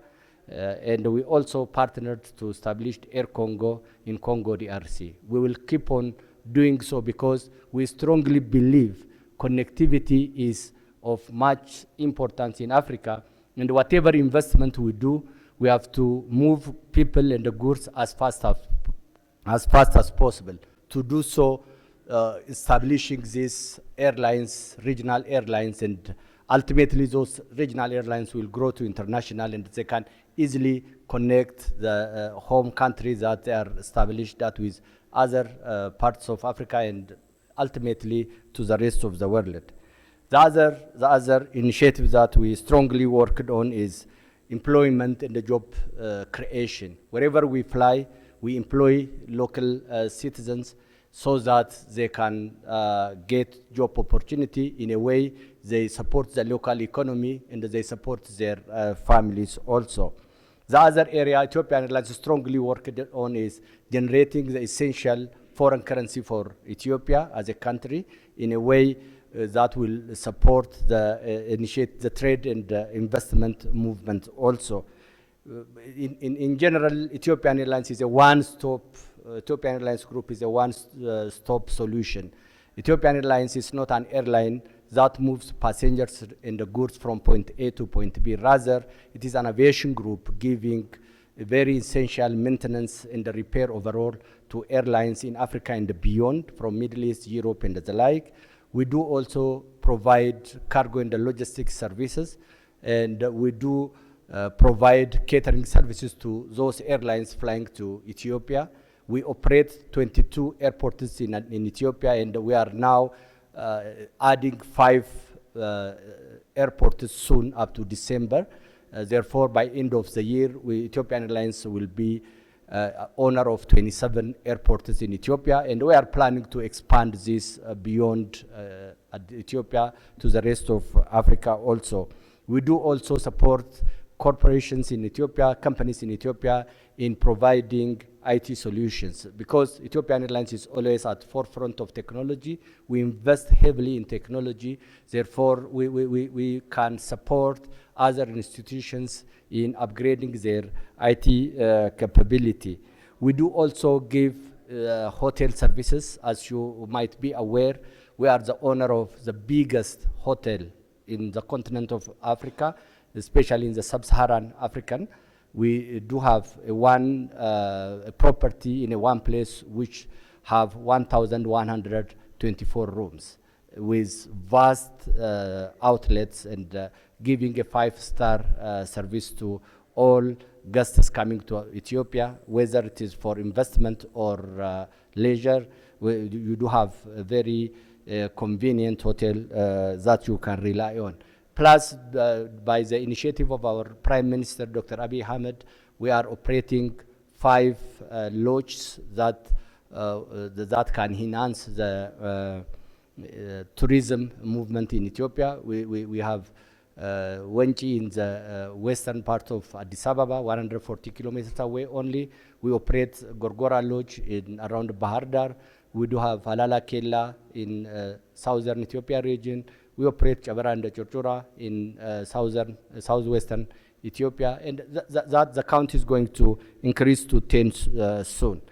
I'm mentioning this because whenever people move for investment, it is really important to have a one-stop package. Therefore, Ethiopian Airlines can provide hotel, can provide tour operations, can provide charter flights, and whatever you need when you come to Africa in terms of logistics, we will be more than happy to contribute to the development in Africa. I only said about Africa because today's topic is investment in Africa. Otherwise, Ethiopian Airlines is flying to 136 international destinations also. And from whatever part of the world who want to come and invest in Africa, you can proudly rely on Ethiopian Airlines. I thank you for your attention and have a wonderful day. Thank you. Your Excellencies, Ministers, State Ministers, Ambassadors, distinguished guests, all protocols are observed. Now this is Safaricom Ethiopia, which is the first private telecom operator in the history of Ethiopia after 130 years. This is the result of the government macroeconomics change, and because of this liberalization, now Safaricom gets the chance to join as a telecom operator. So when you think about this Safaricom, it's not just simply Safaricom, it is a consortium. It's a global consortium. We call it GP, Global Partner Ethiopia, and we have 6 shareholders. These shareholders are 3 of them are the Voda family, Vodafone, which is an European company in UK, Vodacom, which is a South African company, and Safaricom, which is a Kenya company, and another non-telecom companies like the World Bank. Under the World Bank, there is IFC, is also one of our shareholders, and then BII, the British International Investment, and one of the biggest Japanese company, Sumitomo, is also the 6th shareholder. So this is the 6 shareholders that we call it the GP, and then they come up with this one with a total investment of $2.6 billion in 3 years. This is the biggest FDI in the history of Ethiopia. I can say maybe from a single company, of which 850 million is for the telecom license, and the other 150 is US dollar is for what you call for M-Pesa, for the digital financial institution. So this is how this company is operating, and it's almost a total of 4 years in its operation. Within these 4 years, now we secured 10 million 90 days active customer. When I say 90 days active customer, within 90 days, they can call or receive a message that they can generate an income. So this is a pure customer base, which is a 90 days active customer, which is 10 million, which is equivalent to some African countries' total population. So we celebrated this success story weeks before. And the other one is we have almost near to 3,400 mobile sites. So these sites are in collaboration with the telecom. Of course, we use colo sites as well. So we almost invest on these 3,400 network sites. Now with the Voda family, which is led by Safaricom and Vodacom. So we have 8 markets in Africa, of which Ethiopia is one of the markets. Kenya, Egypt, Tanzania, DRC, Mozambique, Lesotho, and South Africa. Now we have a footprint in these 8 markets. And of this, the 8 market, the group matrix shows that we have almost 211 million active customers across these 8 markets.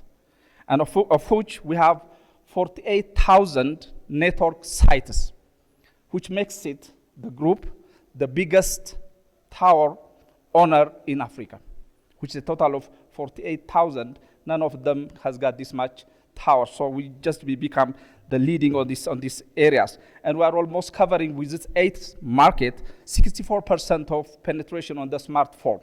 And then we almost partner within this 8th market more than 500 million population, which is 574 million population, supporting scalable partnership with this one. Here in Ethiopia, we have 3 licenses. The first license is MNO, the mobile network operator, which is operated under Safaricom Ethiopia. And second license is the DFS, the Digital Financial Service, and this is entitled as what we call it M-Pesa. M-Pesa is one of the mobile payment showcase in Africa, which the telecom lead. And the third license, which we brought it to Ethiopia, is the foundation. Now we establish a charitable institution called Safaricom Ethiopia Foundation. This foundation is working in CSR, the corporate social responsibility. Now we took this license from the authority, and before the license, we almost spent near to 700 million in Ethiopia for CSR, the corporate social responsibility, especially on education, health, agriculture, ICT, women empowerment. So this investment will continue. So the total of this investment, 3,400 mobile sites will be doubled in the coming 2 or 3 years. So this is the commitment of Safaricom in making the ICT ecosystem in a better and a smooth way. So it gives a chance, a better competitive arena, and we are also expecting the third or the fourth operator, which we would like to make it the African on the Ethiopian infrastructure gap to fill in. Currently, combined the 2 operators, we have only 11,000 mobile network sites, which compared to the rest of Africans, where now we have a huge infrastructure gap, which we need to be invested and come up with the birth of our, what we call it, the ICT ecosystem. So Safaricom Ethiopia is contributing to the ICT and telecom or digital payment of Ethiopia and Africa at large, because we are operating in 8 markets in Africa. Of course, in Europe, we know that the Voda family, which is with Vodafone, we are also operating in Europe. So we'd like to thank you, the organizers, the ministry, and to be part of the 3rd African Trade and Investment Summit. I thank you. Your Excellency, Nasser Turkey, Chairman and CEO of Investment Center for Africa. It's a great honor to make keynote address and to be one of the panelists in this important topic, insight of trade policy and economic collaboration at the margin of the 3rd Africa Trade Investment Summit that is happening in this capital of Africa, Addis Ababa, organized by the Wixtrot Trade and Integration and the Investment Center for Africa, ACWA. Just to mention, to S-Trade policy 4 laid the foundation for investment, laid both job date in the midst of historic policy transformation through the global economy reform to agenda 1.0. We prioritize macroeconomic stability, trade liberalization, and institutional organization. This includes strengthening fiscal discipline, reform monetary policies, and foreign exchange system, launching a national security exchange, creating a sovereign investment holding company, and so it has our transparency in our state auditor process. Ethiopia has recently evaluated its 5-year national trade policy designed to build a competitive, transparent, rule-based trade environment. Ethiopia has long been steadfast champion for continental integration agendas, yet it is through the signing of and ratification of the FCT agreement that we have moved from principle to practice by signaling a clear shift from a historic watchful trade positions, a more opening up and opportunity-driven approach to the continental trade.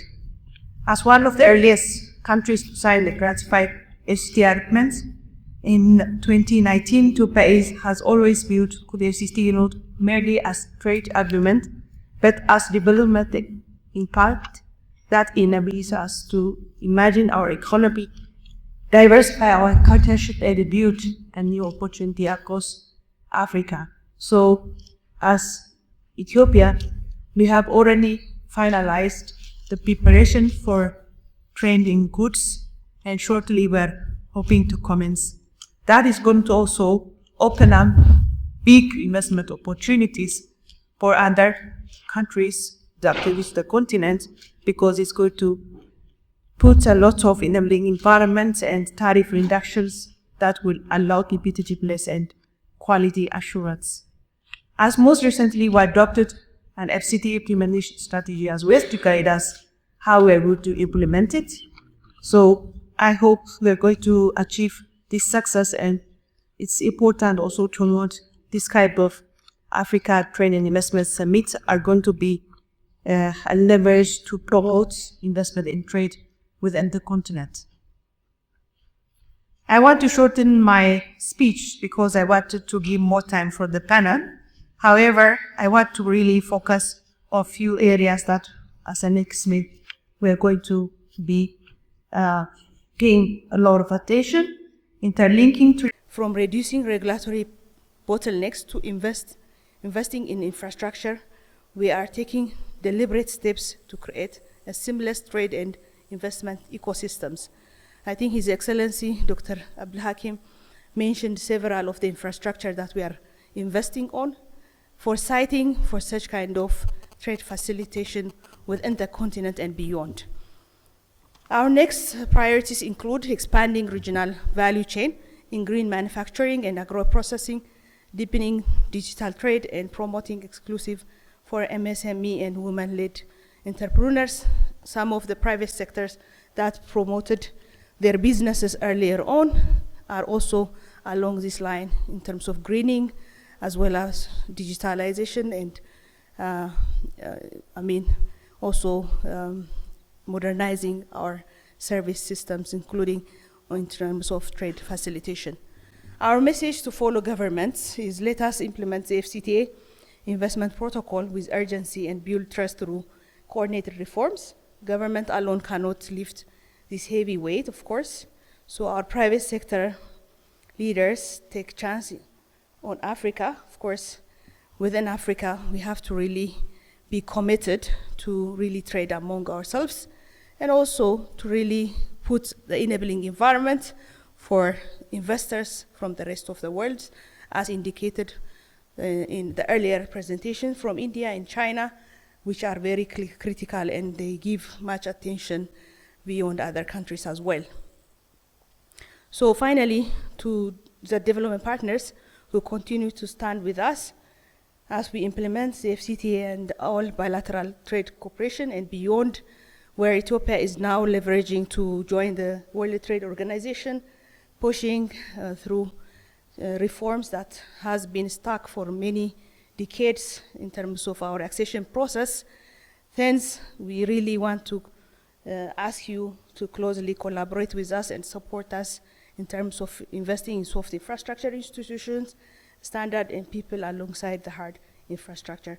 I thank you. I think now I can go ahead with the panel discussions. Hopefully my colleague is going to invite the panel members. Thank you so much. I would like to give the opportunity to Her Excellency just to give us an insight into the government's role in facilitating trade and economic collaboration, because the government is the most important body that plays a huge role in investment, in trade. So I would like to know the government's role in the facilitation of trade and economic collaboration, and of course, some of the policy frameworks that facilitate these things. Thank you. Thank you so much. As you highlighted, I would also be focusing more on Ethiopian context when responding to this question. As you know that we have been very heavily government-led economy before the reform happened 6 years ago. And the major shift that we have done in terms of our attention and focus is for the private sector to really be the economic driver. So accordingly, we have drafted the homegrown economic reform, where now we are in the second phase. At the center of it, we really want to first correct the macroeconomic imbalance, but at the same time, we want to also to focus on sectoral transformation. but the most important is focusing on Ethiopia, because competitiveness can only come in terms of our regulatory framework that are enabling for trade and investment from the rest of the world. Accordingly, we really did so much reform, but if you ask me in terms of trade, we have drafted and finalized the trade policy in itself that will give a lot of attention for the private sector, diversification in the economy. And if you, for instance, I can cite in the previous time, we used to give competency requirements for over 52 businesses, but now we have made it to 10 because we don't want to really make the process and have a cumbersome requirements in terms of entering into business itself. That's one aspect that we have done, and we have opened up our export-import business for foreign. Even we have opened up for retail and wholesale business for foreign investments. We have even revised our commercial code that was there over 50 years old to really kind of correct some of the challenge that was happening in the overall sector. But most importantly, Ethiopia was more detached in terms of regional integration. Of course, we can mention that we are a member of the COMESA and we are a member of the IGAD and so on, but really when you look into the trade facilitation in terms of tariff and non-tariff barriers, we were very closed, and now we have signed and ratified the African Continental Free Trade Area, and we are pushing for the implementation of it, which is going to commence in a month or so. So that's a huge commitment. Another, we can cite that in terms of global trade, we have had an accession process started 2 decades ago that didn't really move, an inch. But through the macroeconomic reform, we have opened up and liberalized so much, and because of that, our accession process is now fast-tracking, hoping to join in the next MC14 WTO ministerial meeting that is going to happen in Cameroon. So with member states also, they are testifying that we are now serious to join the WTO. So in all fronts, go on in all sectors what reform that we have create the space for private sector engagement and also trade and investments to flourish in the country. But I will also give the time for my colleagues. Thank you so much. Thank you very much, Your Excellency. It's truly wonderful to hear the many favorable policy frameworks and how dedicated the Ethiopian government is in facilitating trade and investment and working with global trade as well. Thank you very much. I would like to come to Dr. Nathaniel, a representative from Development Bank Group. So speaking of investments, what is your opinion on investing in infrastructure, and what would you say is the best path to economic development? Thank you very much. Just to begin with, I'm going to speak to 3 key issues because we have to think about the challenges and the solutions. And interestingly, some of the solutions are very much linked to the challenges, and I want to speak about 3 critical ones. So first and foremost is transportation. You do know that actually transportation cost in Africa is higher than any other region in the world, and that undermines competitiveness in whatever you do, whether it's in production and in trade. And in regard to that very fact, the African Development Bank is very much focused on developing transport infrastructure. And how do we do it? We are having an approach which we think is extremely strategic and very effective, very impactful. So what we do is that we identify transport corridors in the continent. And we do actually make interventions by developing transport infrastructure. Mainly roads is what we have been doing. We also do railways, and we link these transport infrastructure to ports. In the case of Ethiopia, I would want to cite what we have done for one corridor, which is linking Kenya and Ethiopia. So, and also we've also established a one-stop border post, and also a highway linking Ethiopia and Kenya, and that goes all the way to a port. I think that's called Port Lamu. So this is a very important intervention, and we do this across the continent in various countries, and this actually helps to stimulate economic development and also a direct contribution to trade and industrialization. So that's one. And other than that, there's also the Ethiopia-Djibouti Transport Corridor project. That's a phase 1, which we have actually made an intervention. And this actually includes constructing a 60-kilometer of the new 126-kilometer expressway from Adama to Awash, and designing a one-stop border post at Dawele, Galile Point, and also building road sections that support transport sector reforms in Djibouti. And then there's also a phase 2 to that project, which we are also looking at. And I would like to say that this intervention is very important, because if you look at the continent, you're talking about 54 countries, and out of those, 16 are land-linked. We don't talk about landlocked, we say land-linked, because we can develop the transportation infrastructure, take advantage of that, and so that's one of our approaches. The second one is actually this is also a challenge, and that's where we are also providing a solution, and this is in the energy sector. In the energy sector, we have actually identified various regions, and we are making very spirited effort to develop what we call power pools.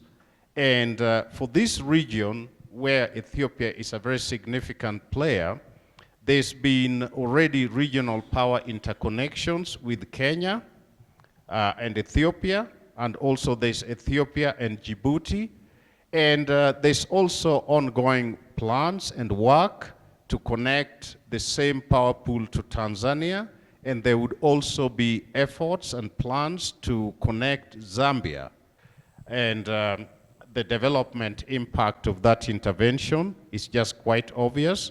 And even more ambitiously, there's a new plan as well in the energy sector, and this is called the Mission 300, which is jointly being undertaken with the World Bank, and this is to connect 300 million Africans to electricity by 2030. And of course, this is going to be an extremely ambitious undertaking. We know that energy is a major problem in terms of generation and also distribution as well. So we are trying to solve this major challenge. So that's a solution, second one.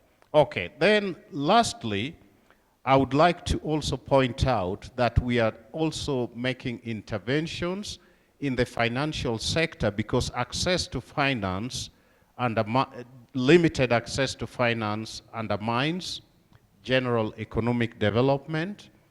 And we know that actually the problem is more acute in Africa than in any other region. And so in Ethiopia, we have just started our work, even though we've done extensive work in other countries.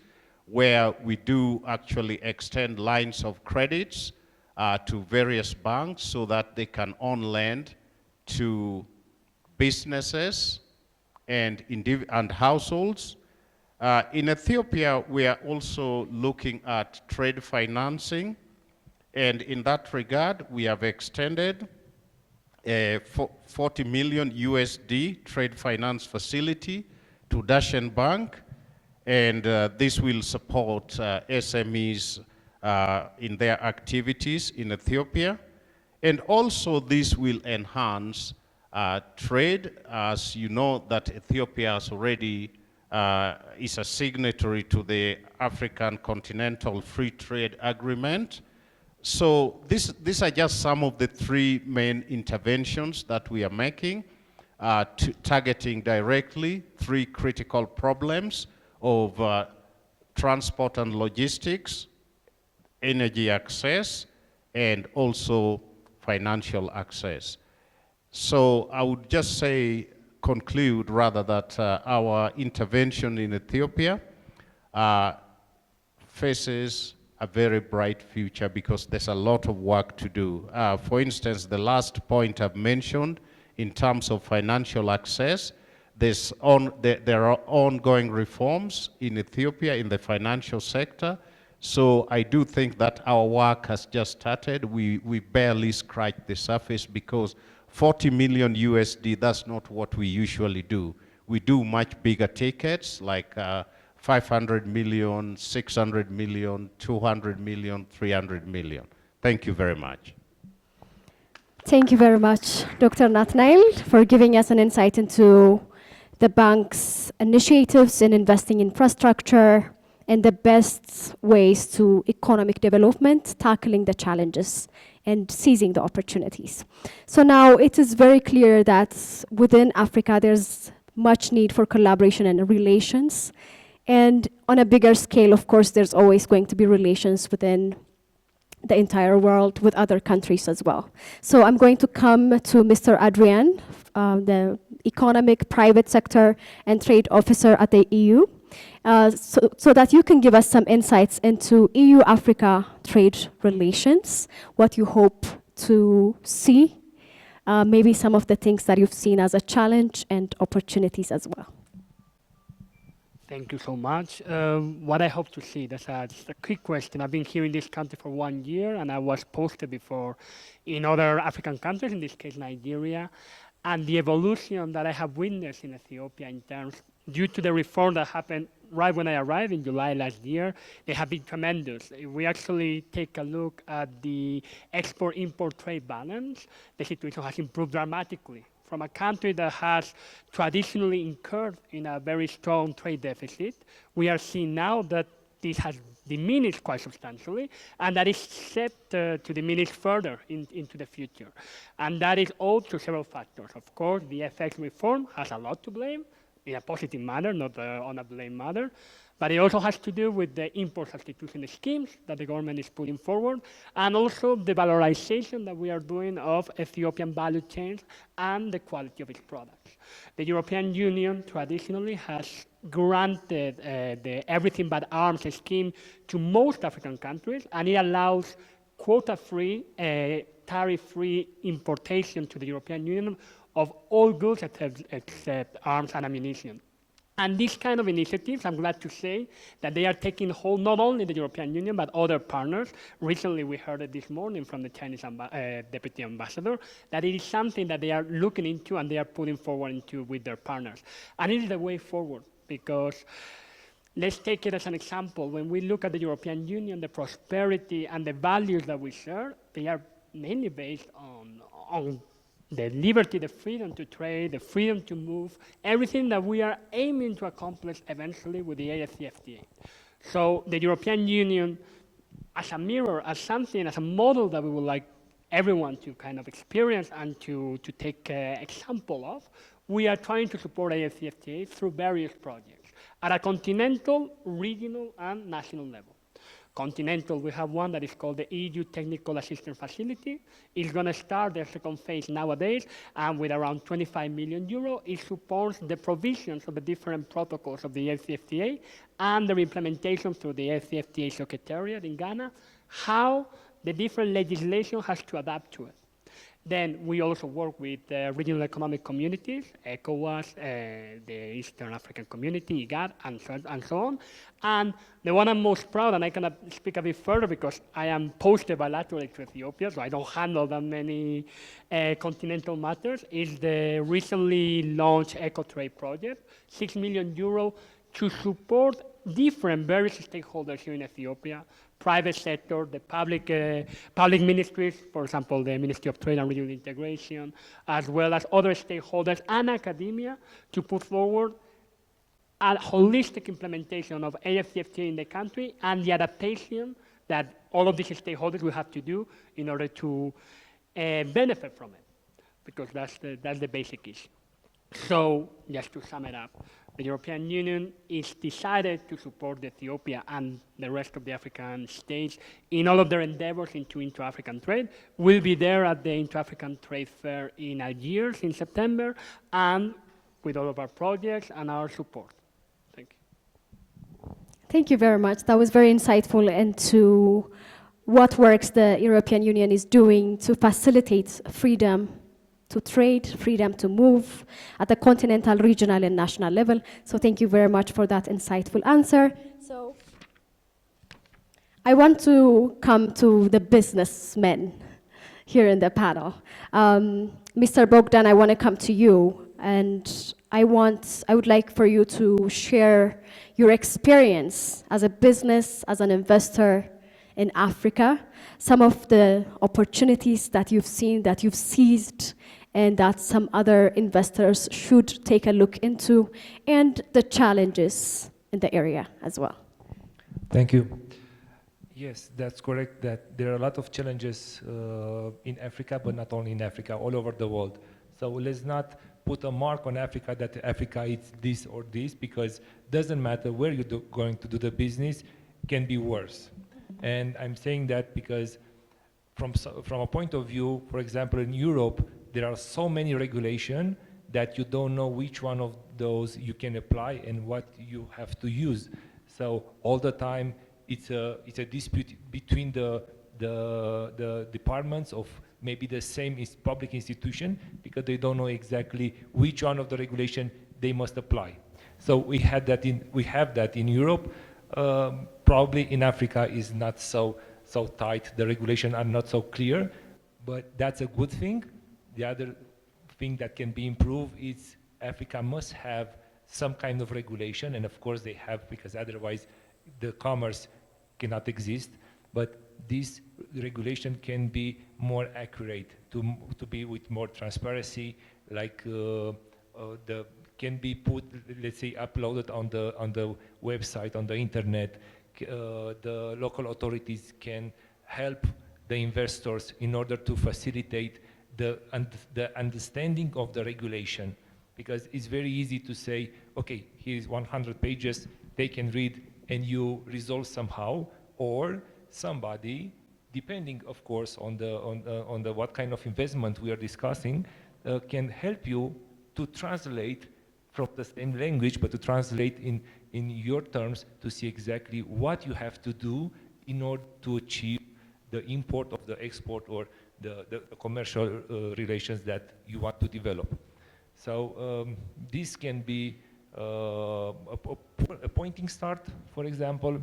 And I heard earlier to my previous speaker regarding the electricity, and you trying to, and you will develop the grid also in order for the people from here to have electricity.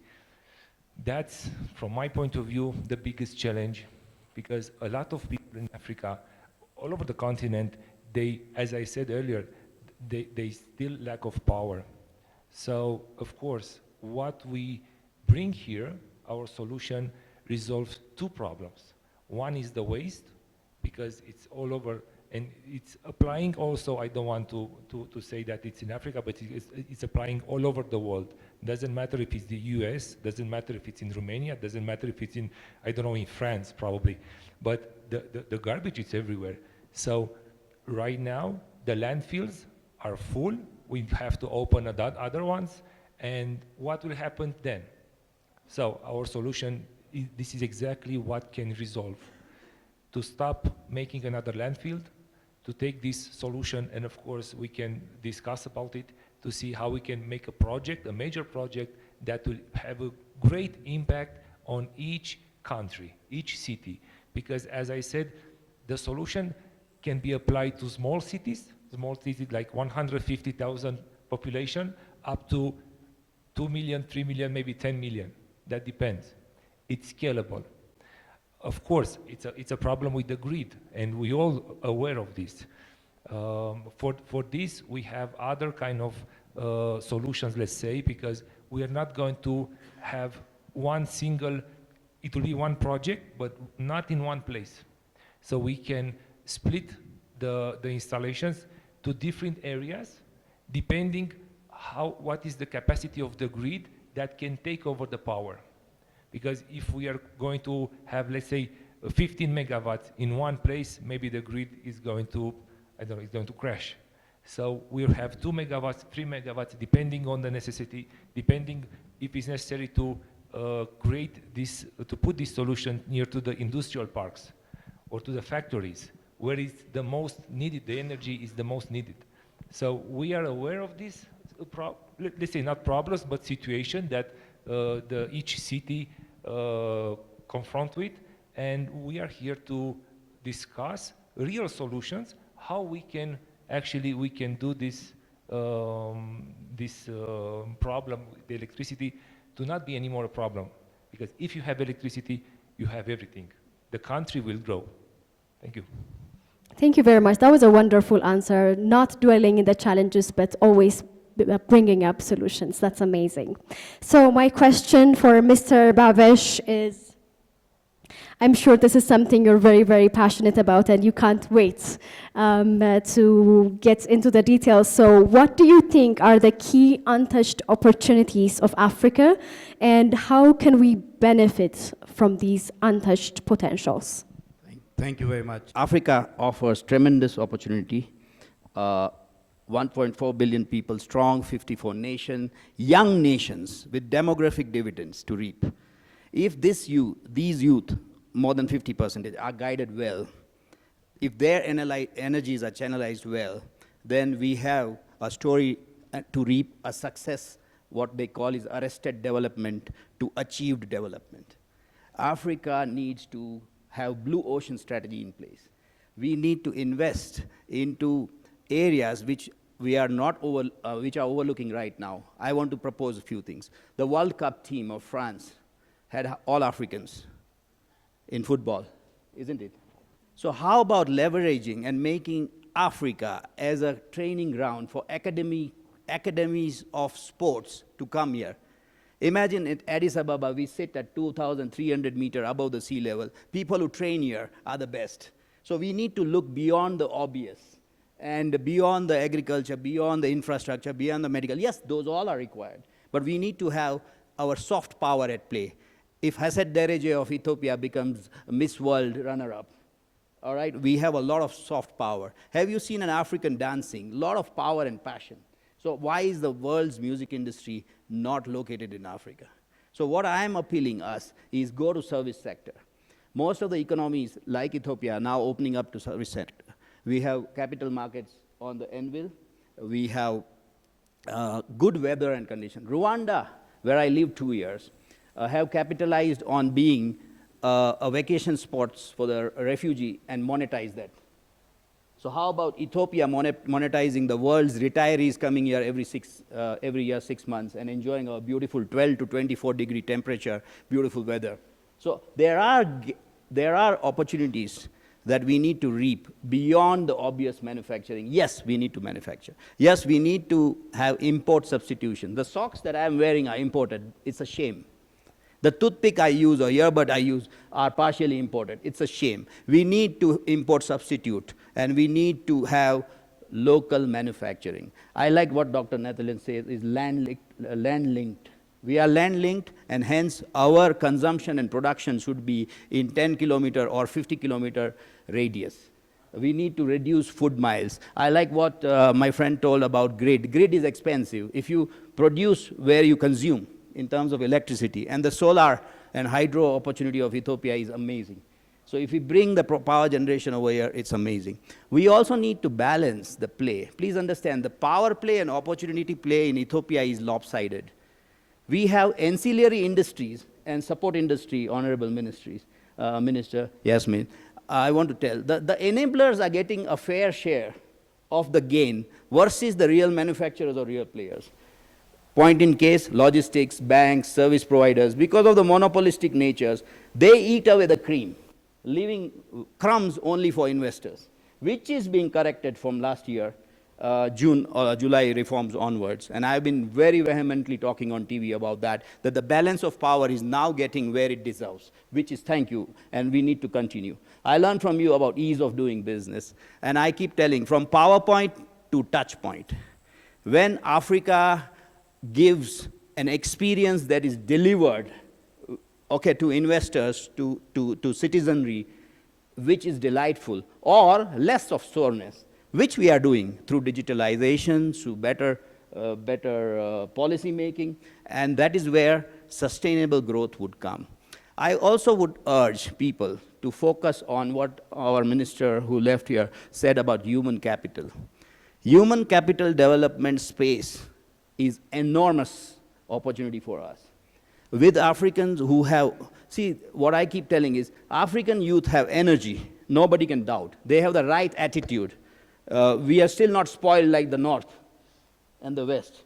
They have the right gratitude, opportunity, and attitude. And if we give them skills, and if we give them good opportunities, we can really develop. Indian, as our Honorable Ambassador Anil Raiji said, we have invested in Zanzibar for IIT Madras. We need to invite world's best. In Rwanda, where I worked, we saw Cornell University and other universities coming in. So we need to make the soft power. And when these universities come here, a lot of knowledge transfer happens. And when the knowledge transfer happens, real growth lands and stays in Africa. So we need to deal with this. I want our friends, Mr. Rajiv Sharma, please be upstanding, please. Jonas, please. Sunil Verma, Rajiv Ji from Indian Business Forum. They are relentlessly developing schemes, initiatives which land Africa a greater share. Jonas is founding member of Equal Trade Alliance. What we want is better negotiation such that the South, the Africa, we don't want 51% of the deal, but we at least want 50% of the deal. So lasting, enduring partnerships where the benefit rests over here, because we don't want to be an extractive abuse place where people extract and go away. We want the benefit to rest here. So there are galores of opportunity. I want to recap. We need to be focusing on soft power of Africa, be it music, culture, sports, academia. We need to have, today I don't know which ministry to go to if I have to start a sports academy in a commercial basis.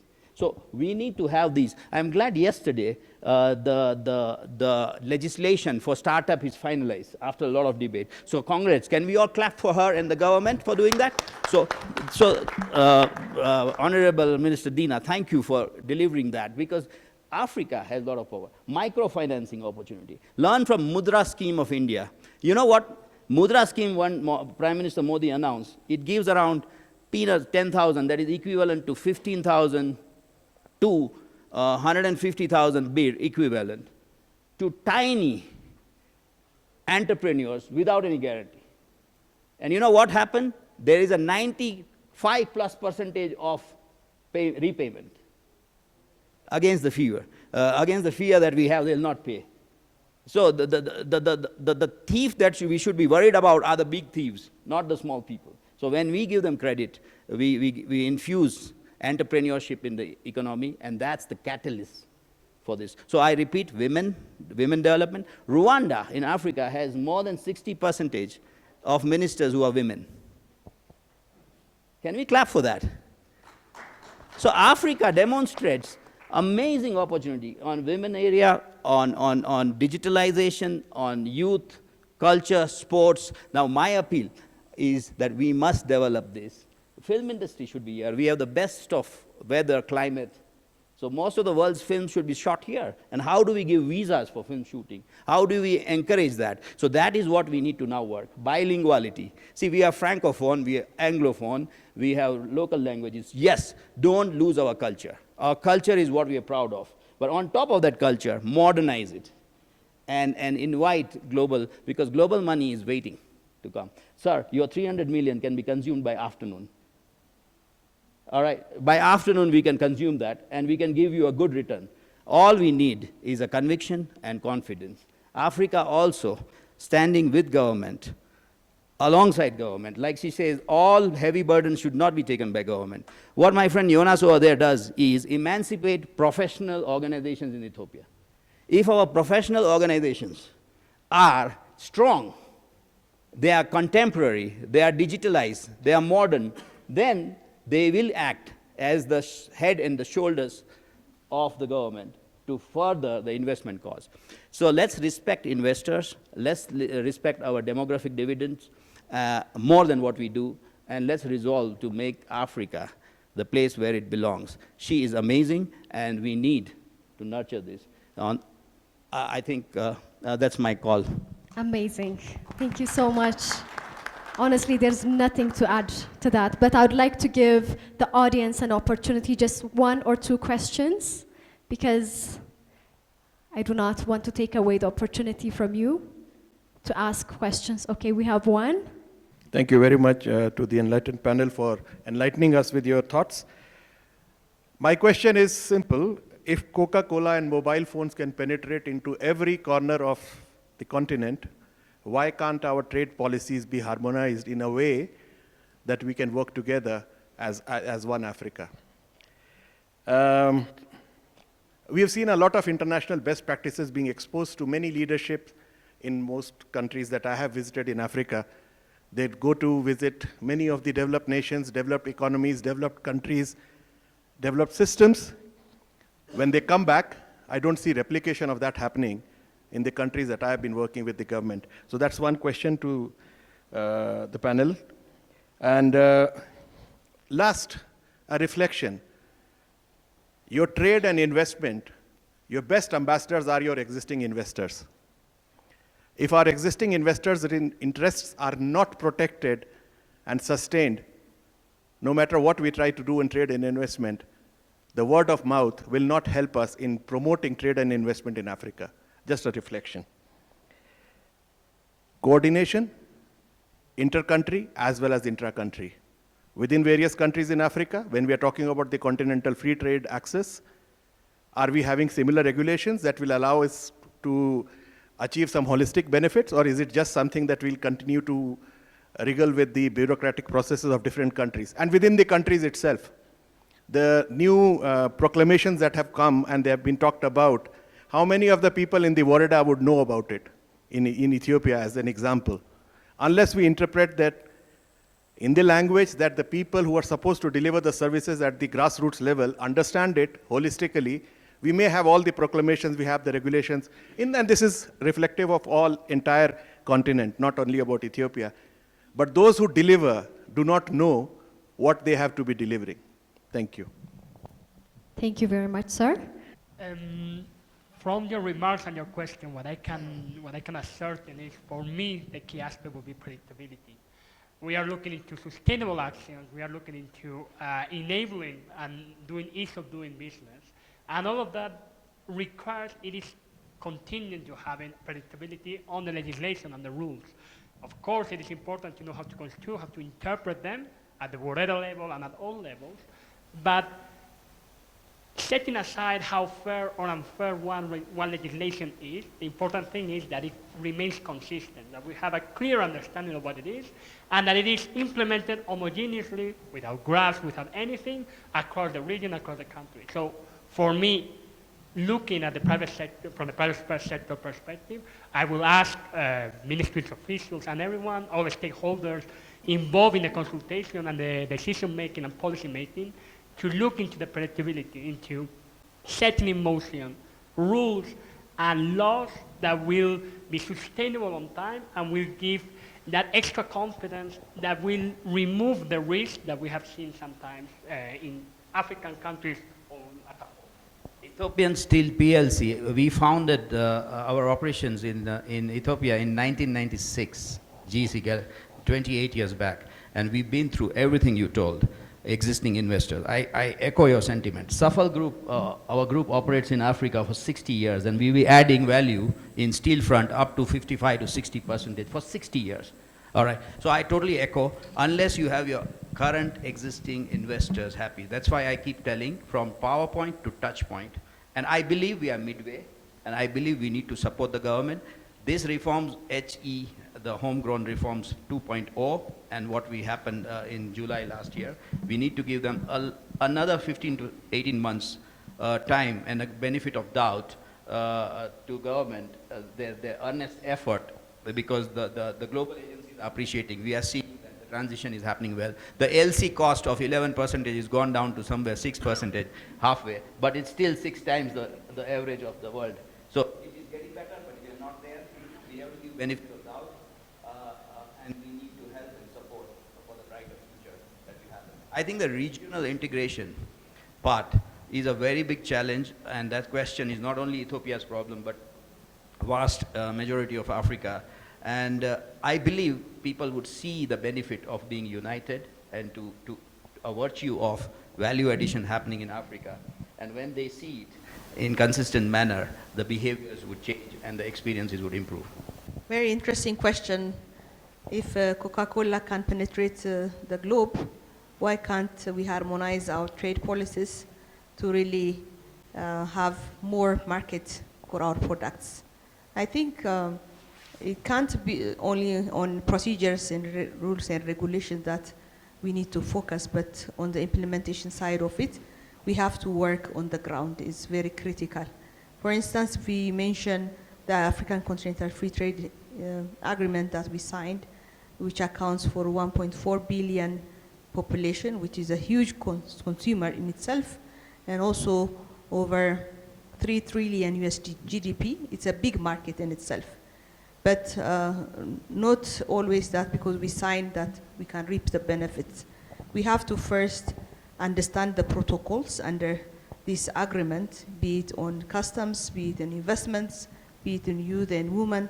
So accordingly, we have to adjust our internal procedures. For instance, on tariff, we have now finalized the gazetting process for over 90% of the tariff line. Ethiopia is going to make zero tariff for these product lines. And in a few years' time also, 7% will be liberalized accordingly, and it's only 3% of our product line that we are going to protect. But after gazetting process, our customs procedures should be aligned to that, and we have to also work on the rules of origin procedures accordingly, and our state machinery. Of course, the civil servant has to really understand these rules and regulations that we have. Sometimes we may have opened up some of our sectors, but when you go down to service level, you may not get that kind of understanding and easy facilitation. So it takes a little bit of time to really capacitate the civil service in itself to give the service that is required and that is aligned also to the reform that we are undertaking. That's why the government is also undertaking a huge civil service reform to really make sure that our civil servants are capable, equipped, and also have the modernized system to really leverage and give timely and efficient services to the private sector so that we can also really realize the benefits of these reforms that we are undertaking. But it's very well not taken. That's what I want to say. Thank you.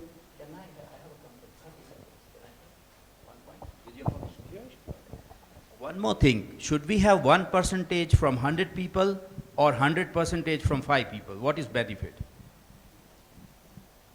1% from 100 people is better. What is a myopic approach or a temptation for government and authorities might be to milk the current formally paid taxpayers to the maximum, rather than deepening the tax, widening the tax net is much required. And that's my experience with policy making and emerging economies, how they've evolved. So what we need to take that 1% from 100 or 1,000 people, rather than having that 20 or 25% from the 10 or 5 people. So what we need to focus, and what policymakers are crying, what intellectuals who study economies in transition, is to widen the tax net. So one of the urges and appeal is to please widen the tax net. You are absolutely right. What we are doing in terms of our fiscal policy reform is also to broaden the tax base so that we don't depend only in few areas like customs, for instance, because it's also heavy what we get as a revenue from the customs. I think recently also we have amended the proclamation on tax, which is going to be focusing also in broadening the tax base. Thank you. Thank you. So I want to underline two things here. One is, let's not forget that Africa is at the beginning of the trust between parties. For example, the companies come here and say they want to do something, and in the end you see that it's just an empty field, and you as a government, you feel that you know that he didn't do anything, and you give your trust. And that's the other thing, that you don't trust anymore in those companies that they want to come here to invest. So in the end, we have to rebuild the trust between the companies and the government in order to operate better, because we have to see the common goal. So the common goal is to make things together for African people, doesn't matter which country, and for the children, because they are the future. So if we are going to understand this collaboration between the two parties, you are going to resolve a lot of problems. And regarding the collaboration between the two parties, when you are sitting as a minister, as a government, when you are sitting on the chair and you look at the problem, you see just a part of the problem. But I believe it's better to involve the companies to be part of the project, because in that moment you'll have the whole overview. You'll see exactly what are the real problems, and how the business can be seen by their own eyes. So over there is a challenge, of course, and you can have a very big input in order to create legislation that can help both of the parts. Not only just to put taxes, not the others just to give them, I don't know, land for free for 10 years, I'm just saying, but both parts must have the benefits. So the benefits means collaboration and trust. Thank you. Okay, thank you. Just to conclude from what my fellow panelists have just said, I want to go back to where I started, which is infrastructure. But now I'm going to talk about both the hard and soft infrastructure as holding a very critical position for getting the goods, services, and people into every corner of the continent.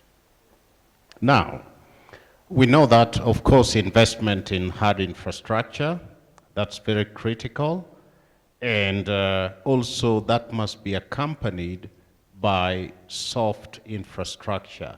What I mean by soft infrastructure, you heard about the one-stop border post, for instance. That has to be accompanied by the human capacity, technical capacity, and the human will to let goods, people flow through. So that's important. So that's related to rule making as well, regulations and so on. But also we have to understand that it would not just be goods, services, and people going through But we also must understand that roads,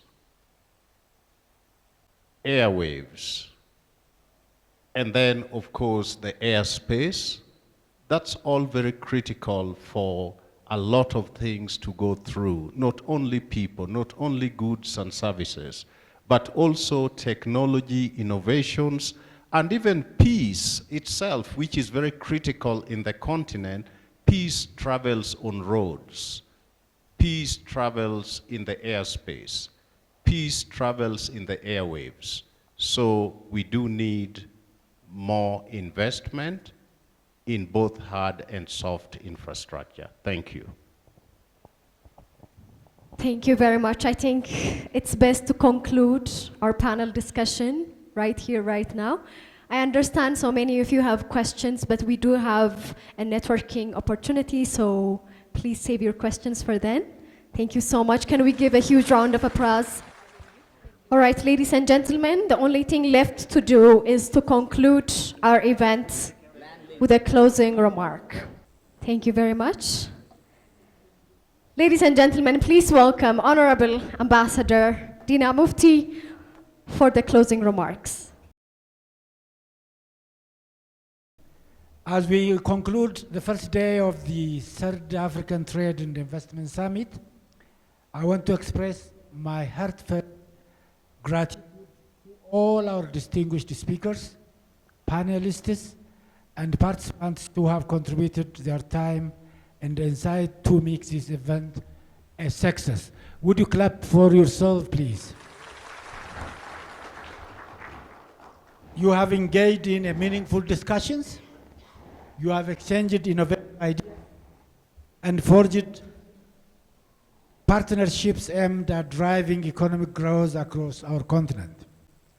The commitment demonstrated here reflects our shared vision for a prosperous Africa, where trade and investment serve as a catalyst for sustainable development. In collaboration with the Ethiopian Ministry of Trade and Regional Integration, we have emphasized the importance of partnership and innovation. I urge each of you to carry this momentum forward. As we look ahead, I want to remind you of the exclusive networking opportunities and official site visits scheduled for tomorrow. Let us take the insights gained today and translate them into tangible actions that will benefit our communities and economies. Together, we have the power to reshape Africa's future and create opportunities that uplift all our citizens. Thank you for your participation, your passion, and your dedication to making Africa a thriving hub for trade and investment. I look forward to seeing the fruits of our discussions in the months and years to come. Those who are traveling abroad, wish you safe travel, and let's continue to work together for a higher future. Thank you very much. Have a nice day.